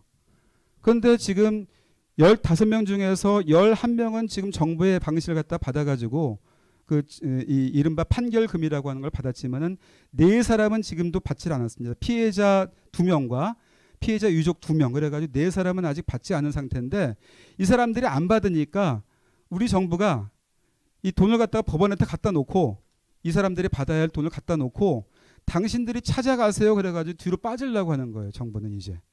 그게 공탁이라고 하는 겁니다. 그런데 이 공탁이라고 하는 거를 우리 법원이 지금 받아주지를 않고 있어요. 법적인 일관성에 문제가 있어가지고 우리 법원이 진보 보수 관계없어요. 그러니까 법적으로 판단하면 그건 이상하다라고 하는 겁니다. 무슨 말인지 알겠습니까?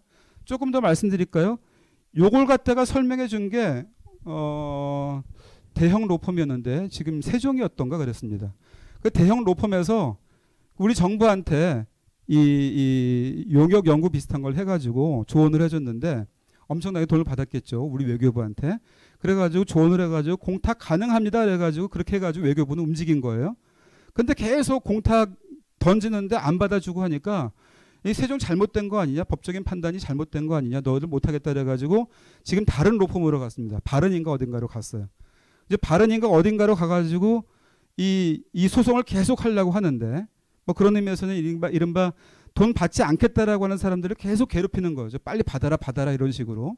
우리 정부가 그런 식으로 움직이고 있는데 그때 사용하기 위한 이 재판을 하기 위해서 이 로우 포맷에 이 지불할 수 있는 그러한 돈이라고 하는 걸 외교부에서 책정을 해놨는데 그 돈이 좀 있단 말이에요. 그거 안 된다 그래가지고 지금 법원 이 국회에서 싸우고 있는 거 아십니까 혹시?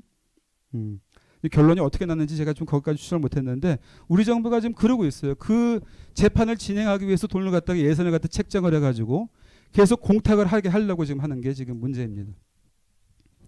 근데 이렇게 결국에는 그 방식대로 갔죠. 3월 6일 날 그 박진 그 외교장관의 그 발언이 있어서 결국에는 아까 말씀드린 대위 변제 그것도 이제 병전주 채무 인시 방식으로 푼다 그래가지고 가는데 실상 내용이 그런 건지도 잘 모르겠어요. 하여튼 그냥 백기 들어버린 겁니다. 그래서 이제 일본의 그 고온도 따로 외상이 말했던 것처럼 당신 한국 정부가 그걸 시정하라. 그래가지고 시정을 한 거예요. 결국에는 그런 꼴이 돼버렸던 겁니다. 그런 다음에 열흘 있다가 이제 대통령께서 일본에 가가지고 기시다 총리와 만나가지고 정상회담을 하고 몇 가지 중요한 발언들을 하고 그러셨습니다. 근데 거기에서 제가 보기에는 이 시종일관 여기에서 이 말씀하셨던 그걸 갖다 쭉 추적해 보면은 과거사의 문제는 거의 중심 의제가 아니었습니다. 과거사 특히 강제동원 문제는 거의 중심 의제가 아니었고 그 문제가 중심 의제로 나오지 않으니까 기자가 물어가지고 어떻게 된 거냐 설명을 해달라 그래가지고 그때 이제 설명하는 과정에서 이 문제가 나왔던 거 여러분들 보셨는지 모르겠어요. 그런 다음에 그렇게 설명을 한 다음에 그러니까 그 설명이 굉장히 뭐 복잡한 것처럼 얘기를 했지만은 간단하게 말하면은 우리 정부가 시정했다 이런 겁니다. 일본 정부가 요구하는 거 다 받아줬다. 그렇게 해결하겠다라고 하는 거였었어요. 그렇게는 물론 말씀 안 했죠. 내용을 보면은 그렇게 된다는 얘기입니다. 그런 다음에 또 중요한 말씀을 하셨는데 구상권 문제 때문에 일본 기업이 돈 내기를 갖다가 주저하고 있는 것 같다. 그런 얘기를 해요. 그때 그 돈 내는 거 뭐냐면은 이른바 한일 미래 기금인가 뭐 청년들끼리 모여가지고 뭐 할 수 있게 만들어준다. 근데 이거는 전혀 배상이랑 관계 없는 거예요. 딴 데다가 돈 쓰겠다라고 하는 거죠. 근데 그것마저도 지금 일본 기업들이 이거 내도 되는지 어떤지 모르겠다. 이거 냈는데 또 한국 정부가 구상권 요구해가지고 나로 또 돈 내라 그러면 어떻게 해야 되느냐. 난 그럴 거에 대한 그 두려움이 있어가지고 돈 못 내고 있겠다. 그러니까 그런 상황에 대해서 어떻게 생각하겠냐. 그러니까 대통령께서 구상권 그거 행사하지 않을 생각입니다. 이렇게 말씀하셨었어요. 구상권 행사하지 않겠다라고까지도 말씀을 하셨습니다. 그러니까 그런 입장에서는 지금 우리가 이제 이걸 받아내기에는 굉장히 어려운 상황으로 지금 가버렸다라고 하는 거죠. 일본 정부에 대해서. 특히 이제 돈으로서는. 그러니까 그 강제 동원의 배상, 징용의 보상도 아닌 노동자들의 청구권 문제로 끝나버렸고 그래서 이거는 우리 정부가 지금 다 해결해 줬으니까 일본 정부는 여기서 손 놓고 있어도 되라고 하는 게 지금의 상황이 돼버렸던 거예요. 자, 그런 다음에 이제 그거를 갖다가 이렇게 넘겨버리고 난 다음에 과거사를 봉인해버리고 경제협력이라고 하는 걸 매개로 해가지고 한일 관계를 안정시키고 한미일 간의 안보협력을 추구해 나가겠다라고 하는 게 이 이후에 상황이 됐던 겁니다. 근데 이제 지금은 이제 죽었지만 아베라고 하는 사람이 한국에서 윤석열 정부가 나오자마자 우리가 특사를 보냈었어요. 일본 정부에 대해서.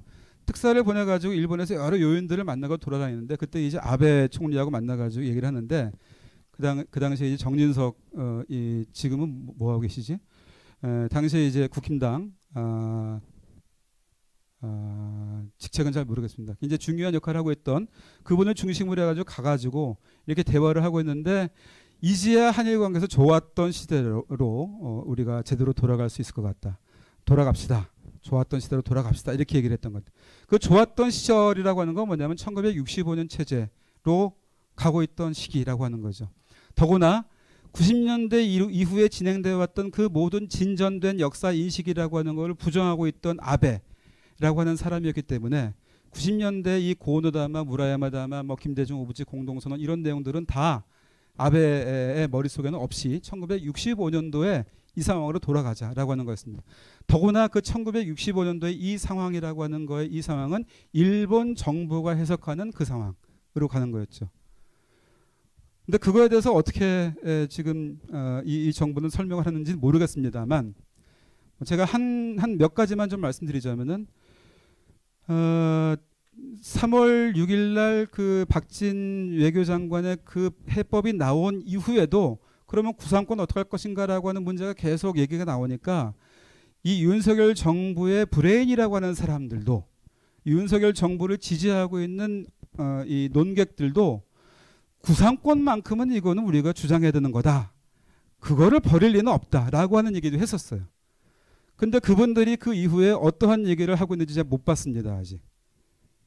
윤석열 정부에서 윤석열 정부의 대일 외교를 조언하는 그 많은 사람들이 이 이후에 어떤 얘기들을 하고 있는지, 이와 관련해 가지고 어떤 얘기를 하고 있는지 잘 모르겠고, 단지 한일 관계 개선돼 가지고 이게 과거에 한미 관계가 지금 삐걱삐걱했는데 한미 관계 좋아졌고 지금 북한하고 중국이 저러고 있는데 우리가 지금 기댈 곳이라고 하는 건 미국이랑 일본인데 관계 좋아지고 있으니까 더 이상 뭐를 우리가 원하겠느냐라고 하는 논조로 지금 가고 있다라고 하는 게 뭐 지금의 현실인 것 같아요.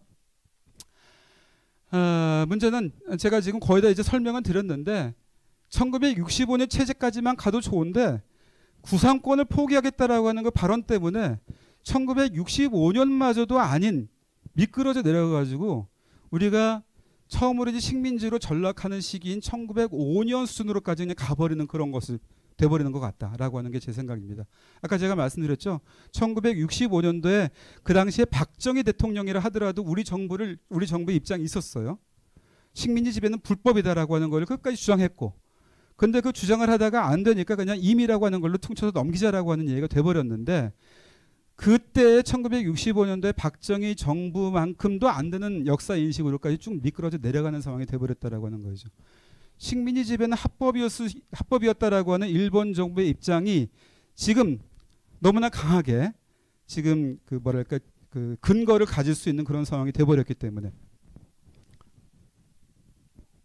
다시 돌아가고 있네.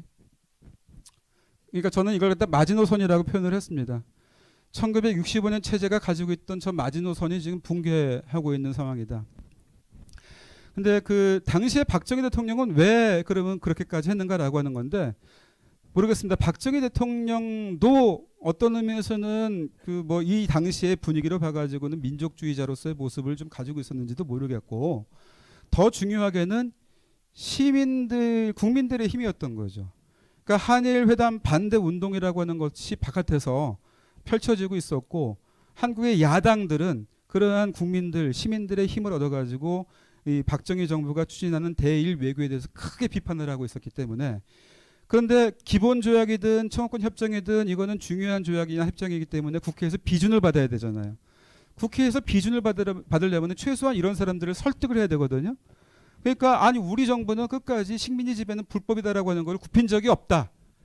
우리 임의라고 하는 그 표현이라고 하는 거는 1910년도에 이미 불법이다라고 하는 것이다 라고 주장하기 위해서 그런 문장을 채택을 했던 것이고 그런 주장을 해왔던 거죠. 그런데 그 주장마저도 지금 주장하기 좀 어려운 상황으로 가고 있는 게 지금의 현실이다라고 하는 걸 다시 한번 강조해드리고, 이제부터가 이제 여기까지 이제 텍스트였어요. 이제부터가 이제 컨텍스트입니다. 맥락입니다. 자, 그럼 이걸 어떻게 우리가 해석을 하고 여기에서 어떤 일이 벌어질 것을 우리가 예상을 해야 되는가라고 하는 부분이에요. 1965년도에 저런 그 내용의 그 이 조약과 협정이 나올 수밖에 없었던 이유를 좀 분석적으로 좀 제가 설명을 해드릴까 합니다. 근데 한국에서는 저때가 이제 이승만 정부를 뒤집고 짧게 민주당 정부가 있다가 박정희 대통령이 나온 시점이었었어요. 근데 저거를 저는 자주와 민족주의를 억제한 근대화 민족주의의 등장이라고 표현을 해봤습니다. 그러니까 적어도 이승만 대통령은 일본에 대해서만큼은 자주적으로 문제를 갖다가 추궁하는 그러한 외교를 했다라고 저는 얘기를 합니다. 물론 국내적으로는 친일파를 등용하고 그래서 국내적으로 친일의 과제라고 하는 것을 제대로 이행하지 못한 잘못은 있을지 모르겠지만 대일 외교에서는 적어도 시종일관 처음부터 끝까지 식민지 지배는 불법이었다라고 하는 입장을 전면에 내세워놓고 그것을 관철시키려고 노력을 했었던 흔적이 보입니다. 어쨌거나 일본과 관련해서는. 그리고 그때 일본에게 요구했던 것은 21억 달러 정도 상당의 배상이었습니다. 배상. 처음에 제가 배상 보상 얘기했죠. 그러니까 불법적인 상황이었기 때문에 배상을 하라라고 하는 게 이승만 대통령의 입장이었습니다. 그렇기 때문에 이게 마라톤 회의가 돼가지고 10몇 년이 지나도록 제대로 이게 풀리지가 않았던 상황이 있었던 것이죠. 일본은 그걸 받지 않았으니까. 그런데 이제 박정희 대통령이 등장을 하면서 대일 자주보다 중요한 것이, 또는 그 박정희 대통령의 논리로 말하자면은 대일 자주를 위해서라도 경제 개발이 필요하고 근대화를 해야 된다라고 하는 논리가 전면에 등장하기 시작했던 거죠. 그러니까 이른바 5.16 세력이 등장을 하면서 근대화 민족주의라고 하는 것이 등장을 했다. 그게 민족주의냐 이렇게 묻기 시작하면 이제 좀 굉장히 큰 논쟁이 돼요. 근데 어쨌거나 근대화를 추진하는 게 민족의 과제다라고 하는 좀 그런 입장에서 이해를 해주면 좋겠습니다. 그런 사람들이 등장을 했다. 그 다음에 일본에서는 뭐 요시다 시게루, 기신 노부스케 이런 사람들의 이름을 들어보셨는지 모르겠지만, 일본이 근대화를 이루면서 근대 국가가 되면서 일본 근대 국가의 중요한 두 가지의 이 보수 노선이 있는데, 하나는 해양 국가들하고 사이좋게 나가야 된다. 그래서 국제 협조가 중요하다. 그때 국제 협조라고 하는 것은 미국이나 영국 같은 나라들입니다. 이미 제국주의 국가가 돼 있던 영국 같은 나라, 그 다음에 해양 제국주의로 나가려고 하는 미국 같은 나라, 이러한 제국주의 국가들이 미국이나 영국과 협조하는 그러한 제국 일본이 되어야 한다라고 하는 입장에 메이지 노선이라고 하는, 원래부터 일본의 외교 담당자들이 추구했던 그런 노선이라고 했었는데, 그런 노선이 있는가 하면 대륙국가 노선, 아니다, 만주국을 일본의 이 세력권 하에 두고 만주를 중심으로 해가지고 대륙으로 뻗어나가야 된다. 그래서 만몽 연합이라든지, 더 나아가서는 뭐 소련과도 한번 싸우든지 이런 그 각오를 해야 된다라고 하는 그런 만주국 노선이 있었어요. 근데 아시다시피 이 박정희라고 하는 사람은 만주국에서 이 만주군이었던 사람이었던 거죠. 그리고 그 기시라고 하는 사람과 대단히 이념적으로 이 통하는 부분이 있었던 거예요. 거기에서 이른바 짧은 시간 동안에 압축적인 근대를 이루는 것이 어떻게 가능한가라고 하는 걸 거기서 봤던 거죠. 만주에서. 그러니까 그걸 해보고 싶었던 거라고 할 수 있겠습니다. 근데 일본 안에서 저 두 가지가 합작하는 그러한 상황이 벌어졌던 거예요. 요 뒷부분은 조금 그 시간이 걸렸는데 요거만 설명을 했습니다. 그러면서 이제 1965년 체제라고 하는 것은 요즘 다시 등장하고 있는 표현인데, 극동 1905년 체제라고 요즘 어떤 사람이 말하는 것과 굉장히 유사한 체제다라고 하는 것, 요거만 좀 살짝 건드리고 이거 나중에 설명을 드릴게요. 자, 근데 제가 이제 아까 그 근대화 민족주의, 자주화 민족주의 이런 말씀을 드렸지 않습니까? 제가 보기에는 이 식민지 지배를 받은 그 결과 한국 민족주의가 받은 가장 커다란 어떤 그 충격 또는 영향이라고 하는 것은 이 자주화 노선과 근대화 노선이 분리가 되고 서로 반목하는 관계가 돼버린, 서로 상쇄 관계에 떨어져 버린 이런 것이 아닌가 하는 생각이 듭니다. 그러니까 민족주의라고 하는 거에 대한 그 정의만 가지고도 굉장히 긴 시간을 얘기를 해야 되는데, 저는 여기에서 민족주의라고 하는 것은 근대 민족 국가를 만들어 가려는 사상이나 운동이라고 하는 걸로 저는 표현을 할게요. 민족주의라고 하는 것을 근대 민족 국가, 그러니까 봉건적인 질서 속에서의 나라 이런 개념이 아니라 근대적인 체제를 갖춘 그러한 국가를 만들어 나가려고 하는 민족들이 갖는 사상이나 운동이라고 하는 걸로 표현을 할게요. 근데 거기에서는 대내적으로 경제적으로 사회적으로 정치적으로 근대화하는 그러한 움직임, 그러한 노력과 그렇게 해서 만들어진 최고의 권력이라고 하는 것이 대외적으로 어떠한 그 상위의 이 행위자도 없이 동등하다, 평등하다, 주권적으로 평등하다라고 하는 걸 끊임없이 확인하는 것이 동시에 이루어지는 그런 과정입니다. 대내적으로 근대화를 이루는 것과 대외적으로 자주적이다라고 하는 것을 동시에 확인하는 과정이 이 근대 민족주의라고 한다면은, 이게 같이 상승작용을 일으킨 게 프랑스나 미국이나 영국 같은 그러한 선발 근대 민족 국가라고 한다면은, 이러한 국가들에 의해 가지고 식민 지배를 받은 나라들은, 예컨대 조선 같은 나라들은 이 민족주의라고 하는 것이 근대화와 자주화라고 하는 걸 동시에 이루지 못하고, 근대화를 이루게 되면은 자주화가 한없이 0에 가까워지고, 자주화를 하려고 하면은 근대화라고 하는 게 일어나지가 않고 이러한 상쇄작용에 빠져버리는 그러한 결과를 초래한다라고 하는 거예요. 현재 역사적인 사실 가지고 아주 빨리 설명을 하자면은 일본과 처음으로 근대 조약을 맺었던 한일 수호 조규라고 하는 1876년도에 한일 간의 최초의 근대 조약이라고 하는 거에는 조선이 자주 지방이라고 하는 나라로 표현되어 있습니다. 자주의 나라라고 하는 식으로. 그 말이 가지고 있는 문제점도 있지만 어쨌거나 자주의 국가다라고 하는 식으로 처음으로 국제사회의 자주 국가로 등장을 했어요. 그런데 당시에 이른바 서구적인 의미에서 근대화라고 하는 것은 아직 출발하지 않은 영의 상태에 있었습니다. 디지털적으로 표현해 볼게요. 자주가 1이었는데 근대는 0이었습니다. 그런데 그로부터 몇 년 후에 한국은 일본의 식민지가 되어버렸어요. 요즘 뭐 식민지 하에서의 경제 발전이 이루어졌다 그래가지고 식민지적 근대화 이런 것들을 주장하는 사람들이 있지만 식민지 하에서 경제 발전이 아무리 일어났다 하더라도 그것이 디지털적으로 표현해가지고 1이라 하더라도 식민지가 돼버렸기 때문에 자주는 0이었죠. 그러니까 거꾸로의 0과 1의 곱셈으로 갔던 거예요. 그러니까 자주가 1, 근대가 0 곱해서 0인 것과 자주가 0, 근대가 1 곱해서 0인 것과 이러한 0과 0에 왔다 갔다 이러한 이 움직임을 갖다가 한국 민족주의는 보여왔다라고 하는 거예요. 조금 더 비유적으로 표현할게요. 근대화라고 하는 축을 돌리는 것과 자주화라고 하는 축을 돌리는 게 양쪽이 같이 돌아가야지 근대국가로서 앞으로 나아가는 건데 오른쪽이 앞으로 가면은 왼쪽은 뒤로 가고 왼쪽이 앞으로 가면은 이쪽이 뒤로 가고 그러니까 한 자리에서 계속 이렇게 뱅글뱅글 맴도는 거예요. 앞으로 진전하지 못하고. 이게 식민지가 가져온 식민 지배를 받은 국가의 질곡이라고 저는 생각합니다. 그렇기 때문에 이 식민 지배의 질곡에서 벗어나려면은 자주화 노선을 마구 이끌고 가는 게 아니라 자주화 노선과 근대화 노선이 배치되어 있던 상황을 하나로 통일해가는 그런 과정을 가야 된다라고 하는 게 제 생각이에요. 이게 식민지 지배를 극복하는 길이다. 저는 그렇게 생각을 해요. 그런데 여기에서 봤을 때 요 네 가지 이 리더십이 굉장히 특징적으로 차이가 납니다. 저 위에 두 분은 자주화를 굉장히 열심히 얘기했던 사람이고 아래 두 분은 어떤 의미에서 근대화를 위해서 노력했던 사람이에요.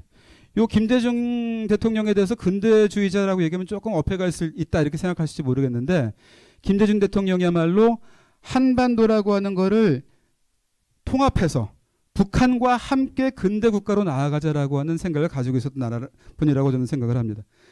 밑에 부분은 근대화론자, 위에 부분은 자주화론자라고 얘기를 할 수 있겠고 저쪽 오른쪽 이쪽 왼쪽이라고 하는 것은 한반도 문제에 대한 생각. 그러니까 저쪽은 동맹 또는 진영론에 입장했던 사람. 이쪽은 탈진영론 또는 동맹보다는 민족이라고 하는 식으로 갔던 사람. 이렇게 네 개 부면으로 나누어 볼 수가 있을 것 같아요. 자, 일본은 또 어떻게 되느냐?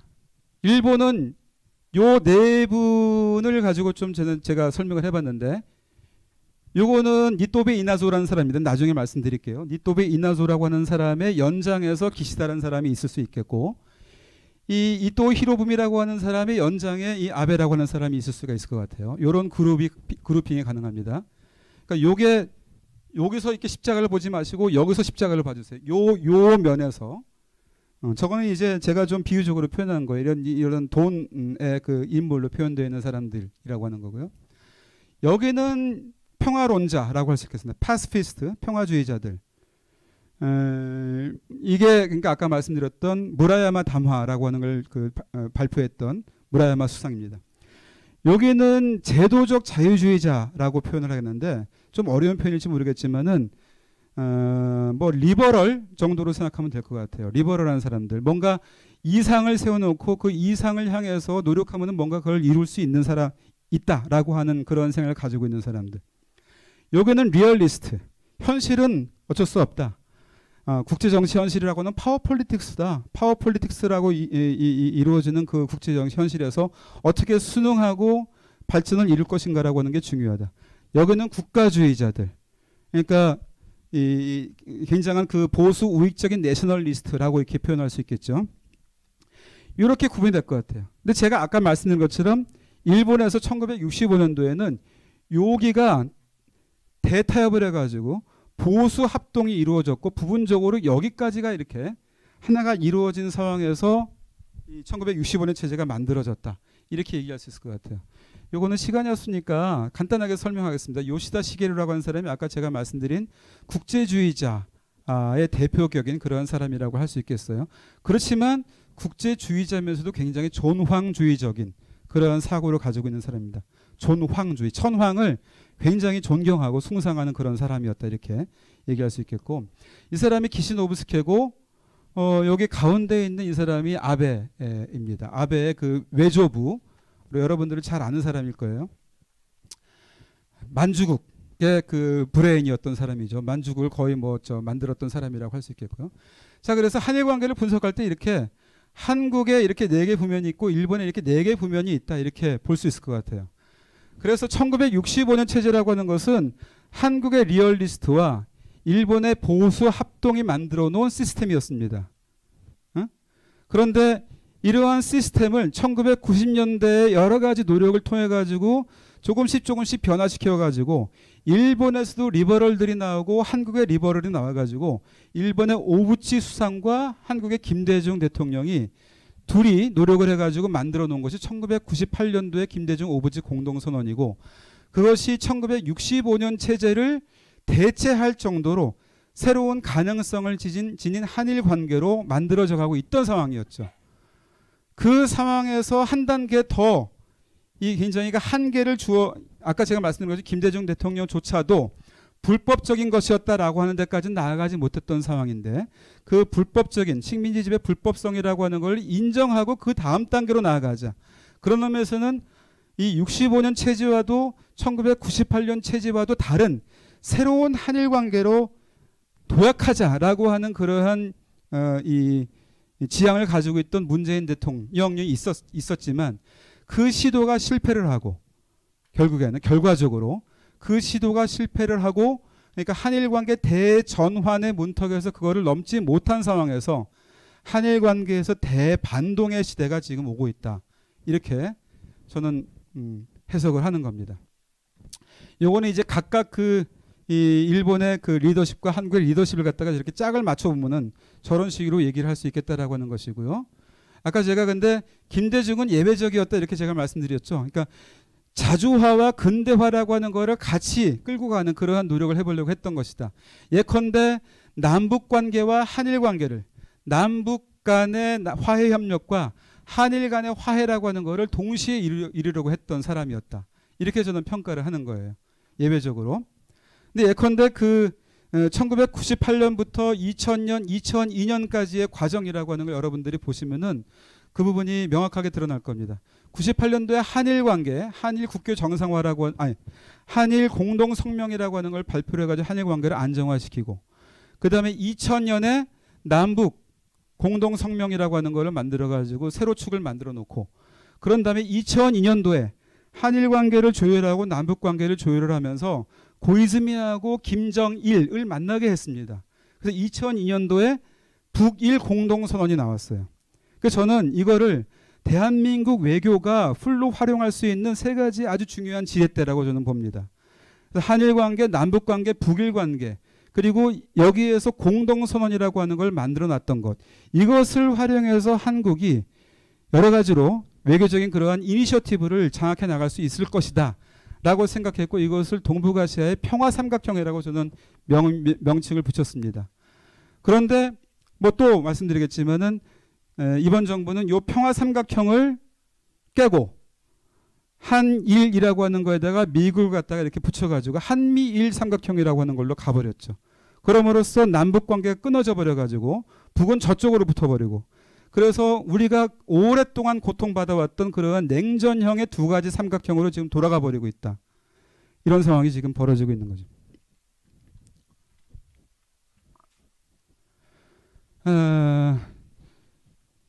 여기에서요, 이 1998년도에 공동선언에서 중요한 부분이 있기 때문에 요거는 좀 제가 말씀드리고 싶습니다. 과거직시와 미래지향이라고 하는 2가지 키워드로 보통 이걸 얘기를 하는데, 과거에서 미래로 가기 위해서 중요했던 것은 뭐냐면 현재 98년도 현재 서로가 얼마나 노력했는가라고 하는 걸 서로 인정해주는 대목이 들어와 있었습니다. 이게 굉장히 저는 중요하다고 생각했어요. 그래서 오부치 총리는 한국의 민주화 노력과 이 한국 국민들의 민주화 노력을 높이 평가하고, 김대중 대통령은 전후 일본이 그래도 군대 가지 않으려고 노력했고, 외국에 침략하러 나가지 않으려 노력했고, 외국에 군대를 갖다가 보낸 적이 없고, 그렇게 해가지고 평화헌법하에서 이 비핵 3원칙과 전수방위 원칙이라고 하는 거를 가지고 노력한 데 대해서 높이 평가한다, 이렇게 얘기했던 거예요. 그런데 문제는 뭐냐면은 아베 총리와 그 주변 사람들은 이 전수방위 원칙에서 벗어나려고 했고, 비핵 3원칙이라고 하는 걸 애매하게 만들기 위해서 노력했던 사람입니다.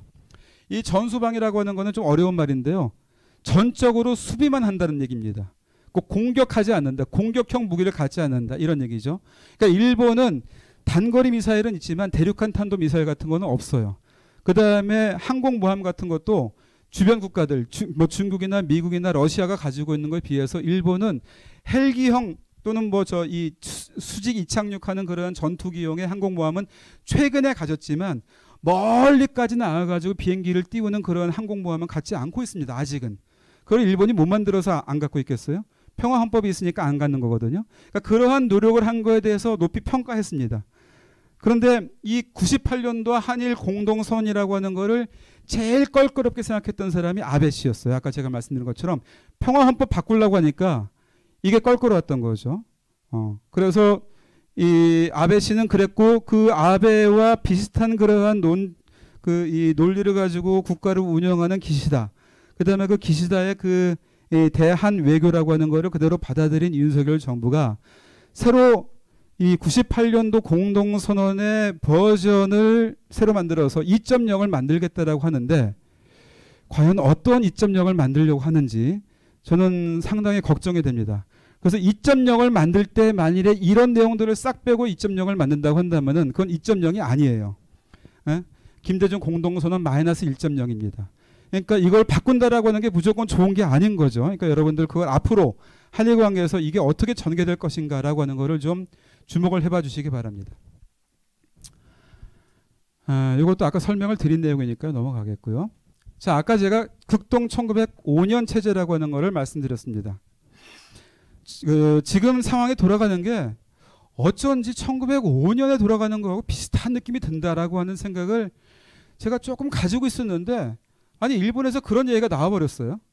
이 치지와라고 하는 사람이 이 젊은 안보 연구자인데, 그러니까 그 역사적인 맥락이나 이런 거 무시해버리고 굉장히 이른바 그 뭐랄까 미국적인 폴리티컬 사이언스랄까, 철학도 없고 역사도 없고 단지 그냥 기술적인 그런 안보론만 가지고 얘기를 하고 있는데, 함부로 역사를 가져와가지고 이걸 표현을 하고 있더라고요. 그래서 이 사람이 전후 일본의 안전보장이라고 하는, 전전이 아니에요. 전후 일본의 안전보장이라고 하는 거를 잘 봐라. 어느 때 일본이 가장 안정적이었는가라고 하는 거를 잘 봐라. 지금 일본이 안정이 보장되고 있다고 하면 이게 어떤 시스템인지 잘 봐라. 그러면서 일본이 미일 동맹을 맺고 있고 한국이 한미 동맹을 맺고 있는데, 이거는 동북아시아 수준에서 봤을 때 두 개의 다른 양자 동맹이 아니다.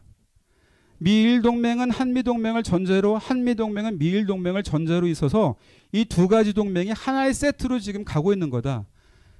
그런데 지금 한국과 일본 사이에서는 점선에 있지만, 점선에 있으니까 선이 연결되어 있지 않으니까 사람들이 이게 하나라고 하는 걸 생각하지 않지만 실질적으로 내용적으로 이거는 하나였다. 이런 얘기를 주장하는 거예요. 그런데 그게 전후에 일본의 안전이 가장 유효적으로 효과적으로 보장되는 체제가 그거였는데, 이게 언제 만들어진 건지 가만히 보니까 1905년도에 만들어졌더라.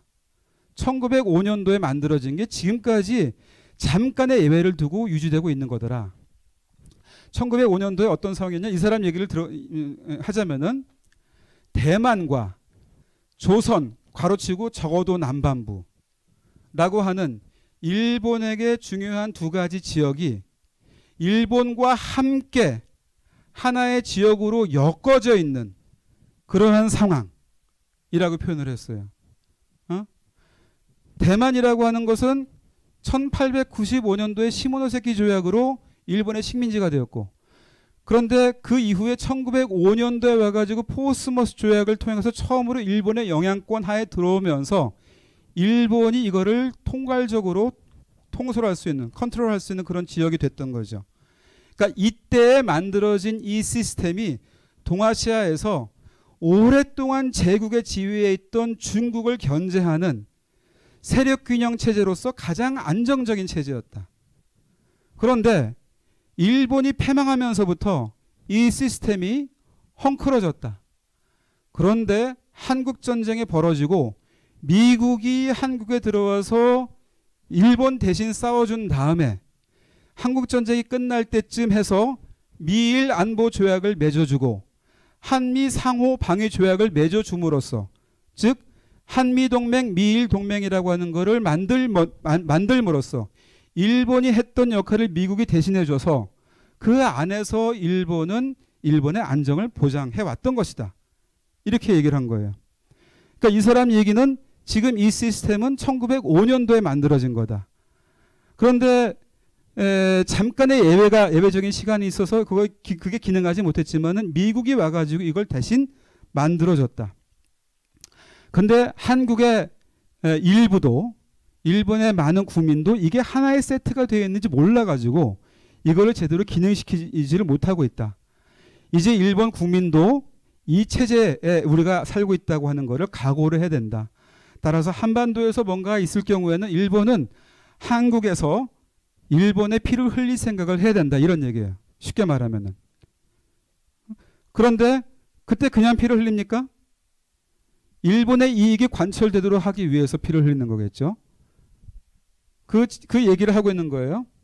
근데 옛날 같으면은요, 이런 얘기를요, 일본에서도요, 술자리에서 하거나 뭐 그랬었어요. 근데 이제 이런 얘기가 그냥 버젓이 나오고 책으로 나오는 데다가 이 중공신서라고 하는 것은 이게 우익들이 보는 책이 아니에요. 일본의 리버럴을 포함해서 중도 진보까지 포함해가지고 많은 자유주의자들이 읽는 그러한 책 시리즈입니다. 근데 거기에 이런 얘기가 나오는 거예요.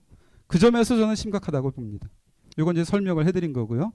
그런데 이거를 일본의 이러한 상황이 있다라고 하는 걸 제가 염두에 두고 작년에 아베 국장에서 어떤 일이 있었는가를 보니까 기가 막힌 느낌이 드는 거예요.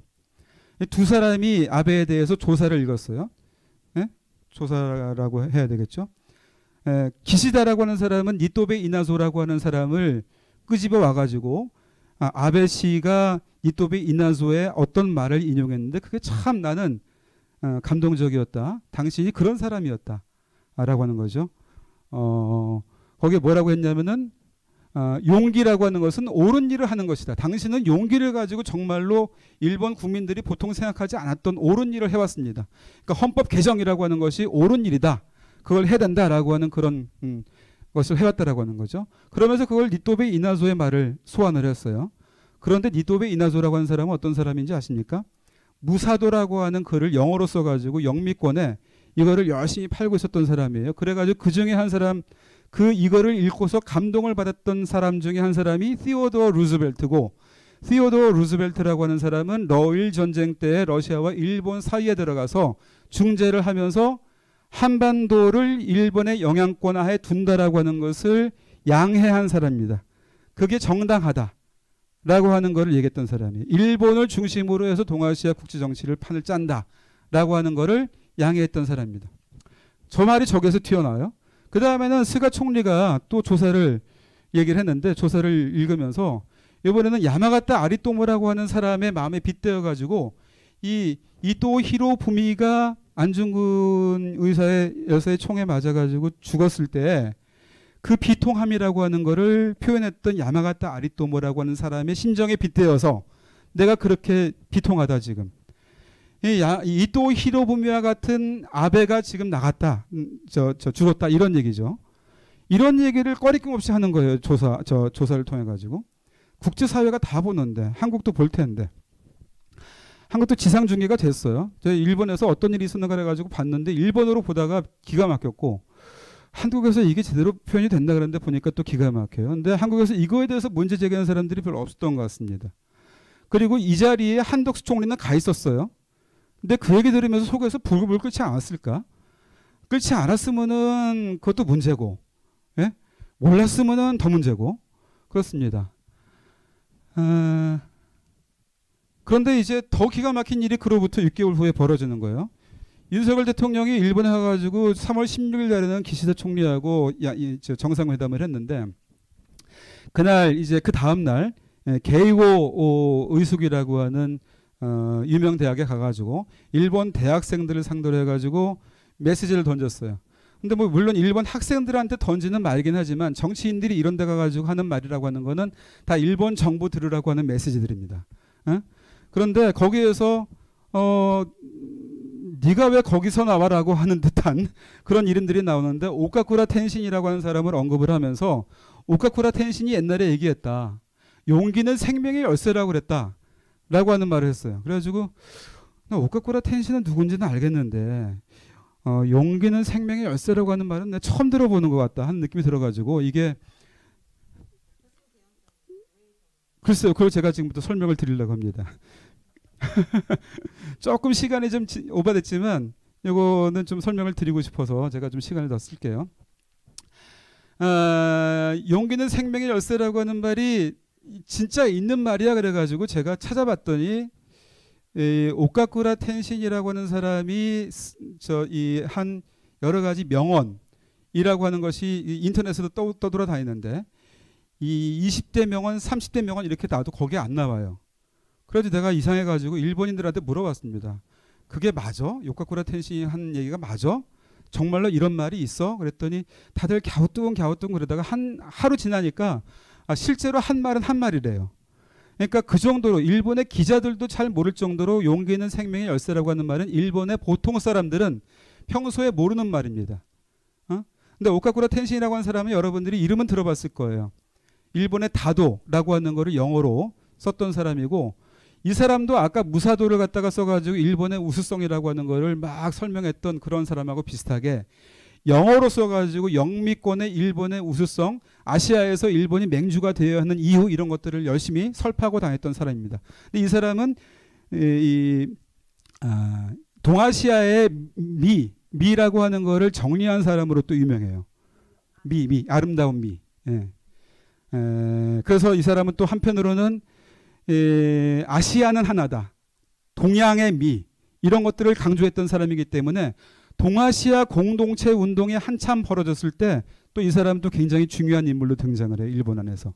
그렇지만 이 사람은 1904년도쯤 해가지고 영어로 만들어냈던 그 책 이름이 일본의 각성이라고 하는 책인데, 그 일본의 각성이라고 하는 책 안에 이런 말을 썼던 사람입니다.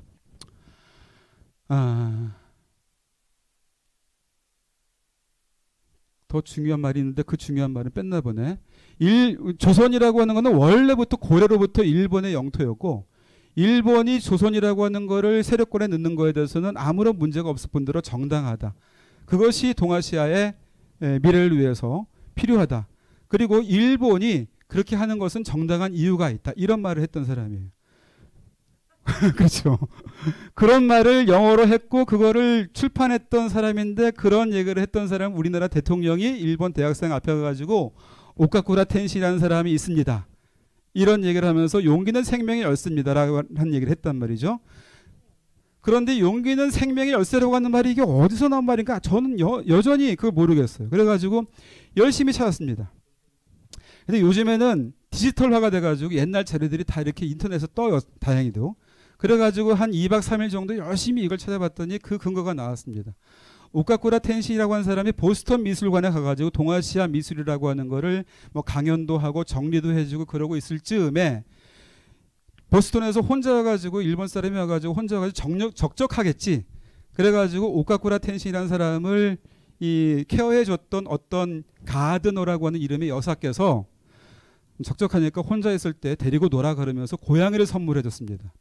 근데 그 고양이에게 고짱이라고 하는 이름을 붙여주고, 그래가지고 미국에서 이제 보스턴에서 이렇게 있을 때 같이 놀고 그랬는데 돌아왔어요.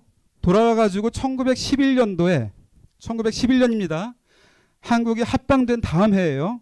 1911년도에 가드너 여사한테 그동안 고마웠다 그러면서 편지를 보내면서 이거는 내 귀여운 고장한테 보내줘 그러면서 조그맣게 쪽지를 써가지고 다시 편지를 써가지고 그 안에 넣습니다. 그 안에 나오는 말이에요. 고양이한테 붙인 편지 안에 나오는 말이에요. 그런데 그 맥락을 어떻게 봐야 될지는 모르겠습니다만 이 말이 나오는 제일 첫 단에, 이 문단의 제일 위에는 이런 말이 나옵니다. 고짱, 길거리에서 쥐는 만났니? 그 쥐는 잘 잡아먹었니? 이런 표현이 나옵니다. 그런 표현이 나온 다음에 용기는 생명의 열쇠야 그래요. 그러니까 이거야말로 정말로 제가 컨텍스트 텍스트 얘기했지만 컨텍스트를 전혀 무시해가지고 아무런 맥락도 없이 어쩌면은 그 맥락은 굉장히 우리에게는 어떤 그 굴욕적인 대한민국의 인간으로서는 굴욕적인 그러한 맥락에서 쓰인 그러한 말을 가져와 가지고 일본 대학생들 앞에서 내가 이렇게 용기를 가지고 왔어. 당신들이 존경하는 오카쿠라 텐신이 그런 말을 했고 나는 거기에 대해서 굉장히 공감을 해. 라고 하는 그러한 표현을 했단 말이죠.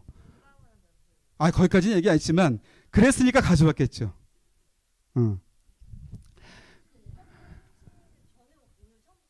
네. 나중에 질문으로 받아드리겠습니다. 제가 좀 이따 설명을 드릴게요. 그런데 왜 굳이 그렇게 그런 표현을 했을까라고 하는 게 궁금했어요. 또 그래서 생각해 보니까 이 앞에 기시다 총리가 두 개의 바다의 교류 연설을 통해서 인도 태평양 개념을 제시한 데 대해서 아베 씨를 높이 평가한다라고 하는 건 나옵니다. 이 인도 태평양 전략이라고 하는 게 메이드 인 저펜이라고 하는 걸 아십니까? 아베가 만든 개념이에요. 그런 다음에 트럼프가 이걸 받아들였습니다. 그래서 일본의 외교관들은 굉장히 여러 가지 자부심을 가지고 있어요. 세계의 전략 개념에서 일본이 만들어서 글로벌화된 그러한 최초의 개념이다 그래가지고 굉장히 자부심을 갖는 그러한 전략 개념입니다. 그런데 그 개념을 제일 처음에 어디 가서 얘기했냐면은 인도에 가가지고 인도 국회에서 연설을 하면서 그런 얘기를 했습니다. 그래서 그때 인용했던 게 이 시코라고 하는 인도의 그 아주 이 존경받는 사상가의 책 제목 중에 두 개의 바다의 교류라고 하는 그 제목을 따와가지고 인도 태평양 전략이라고 하는 것을 구상을 제시를 했어요. 그러니까 아마 이게 그 배경에 깔려 있다라고 하는 생각이 들었습니다. 그래서 이 두 개의 바다의 교류라고 하는 그 얘기를 하면서 일본과 인도의 오래된 그러한 교우를 오카쿠라 텐신을 통해서 얘기를 했어요. 오카쿠라 텐신이 인도에 가서 인도의 많은 지식인들과 교류를 하면서 아시아는 하나다라고 하는 개념을 만들었고 거기에서 여러 가지 발언들을 했고 거기에서 힌트를 얻어가지고 인도양과 태평양이 만나는 하나로 만나는 그러한 지역을 지역으로 해가지고 전략 개념을 만들어 놓은 것이 인도 태평양 전략이었다라고 하는 거죠. 그런데 이 앞뒤의 이 흐름을 보면은 이 전에 인도 태평양 전략이라고 하는 걸 한국판을 만들어 가지고 발표를 했습니다. 우리 정부가 2022년도에 말에. 그러니까 한국도 일본이 제창하는 인도 태평양 전략에 올라타겠습니다라고 하는 것을 메시지로 가져갔던 거예요. 인도 태평양 전략 한국 정부도 추구하겠습니다. 함께 합시다. 그리고 이렇게 그동안에 문재인 정부가 바보처럼 용기도 없어가지고 하지 못했던 걸 난 용기를 가지고 와가지고 이렇게 했습니다. 라고 하는 거를 여러 가지 중의법을 가지고 왔던 거죠. 그런데 그래도 좋은데, 좋은 데는 아니지만, 하필이면 왜 오카쿠라 텐신이고, 하필이면 왜 저런 말일까? 라고 하는 거죠. 그러니까, 이게 정말로 이러한 맥락이 있다라고 하는 거를 이해하고 썼으면 정말로 용기 있는 사람들인 거고, 한국 정부를 갖다가, 한국 국민들을 완전히 적으로 돌려도 되겠다라고 하는 생각을 하면서 했는지 모르겠습니다만, 아마도 이러한 내용을 잘 모르고, 그냥 몇 개 그 워딩 가지고 이거 좋네 그래가지고 썼던 거라는 거죠. 그러니까 그만큼 제가 보기에 이 정부의 이 대통령실과 그 주변에서 뭐 연설을 만드는 사람이라든지 이런 사람 대통령의 생각을 만들어가는 그 브레인들의 생각의 천박함이라고 제가 표현을 할까요? 그러한 것이 드러나는 아주 중요한 그러한 과정이었던 것 같다. 저는 이렇게 봅니다. 자, 그런 이후에 이제 일본에서 나눈 여러 가지 지정학들이 있는데 그 지정학들이 1905년을 부활하게 하는 그러한 내용들로 있다라고 하는 것을 말씀드리고요. 지금 캠프 데이비드에서 여러 가지 일이 있었는데 요 사진이 나오는 이 옆에 있는 문장을 한번 집에 가서 한번 읽어봐 주세요. 그게 무슨 의미를 갖는지. 한미연합사라고 하는 게 있는데 만일에 그 1905년 체제라고 하는 게 정말로 있어가지고 일본이 한반도 유사시에 뭔가 역할을 해야 된다고 한다면은 거기서 피를 흘려야 한다고 한다면은 한미연합사의 그 명령이나 이런 것들을 일본이 받아도 되는 거야? 우리는 왜 바깥에 나와 있어? 한미일 연합사로 바꿔야 되는 거 아니야? 라고 하는 문제 제기를 하는 겁니다. 이제 한미연합사가 아니라 한미일 연합사예요. 만일에 조금이라도 상황이 변해져가지고 문재인 정부에 했던 한반도 평화 프로세스 2.0이라고 하는 게 언젠가 있을 수 있다고 한다면은, 그래서 우리가 정부가 어떤 뭔가를 만들어가지고 북한이랑 왔다 갔다 하면서 DMZ를 통해 가지고 또는 뭐 판문점을 통해 가지고 북한으로 가려고 할 때 이때 한미일 연합사를 통해서 가야 됩니다. 그렇게 되면은 그거를 일본은 생각을 하고 있는 거겠죠. 이미 제가 지금 많은 걸 뺐지만은 지난 문재인 정부 때 한반도 평화 프로세스에서 가장 이거에 대해서 씁쓸하게 생각하고 그러면서 이거를 뒤에서 여러 가지로 방해 공작을 해봤던 것이 일본이었다, 아베였다라고 하는 것이 다른 데서도 말씀드렸는데, 그러한 이 존재가, 행위자가 한반도에 발을 들여놓을 수 있는 상황이 된다라고 하는 거죠. 그러니까 무슨 뭐 악사나 이런 거하고 관계없이 조금 더 상황이 심각하게 돌아가고 있다. 이런 뭐 지정학적인 그런 얘기들은 그 추가적인 내용들이니까 요것도 여기까지도 그 내용들이니까 그냥 한번 옆에 있는 것들을 한번 쭉 읽어봐 주세요. 결국에는 끝까지 다 하지 못했지만은 1905년과 2023년이라고 하는 올해가 이게 시간이 일방적으로 흐르는 것이었다고 한다면 격세 유전이랄까?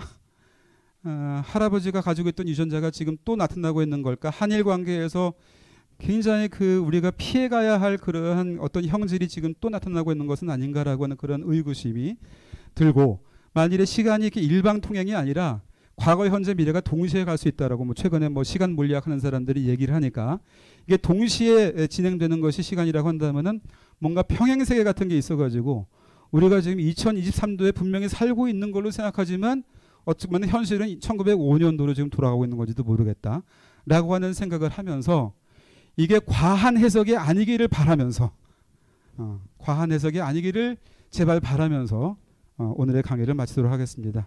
예, 감사합니다.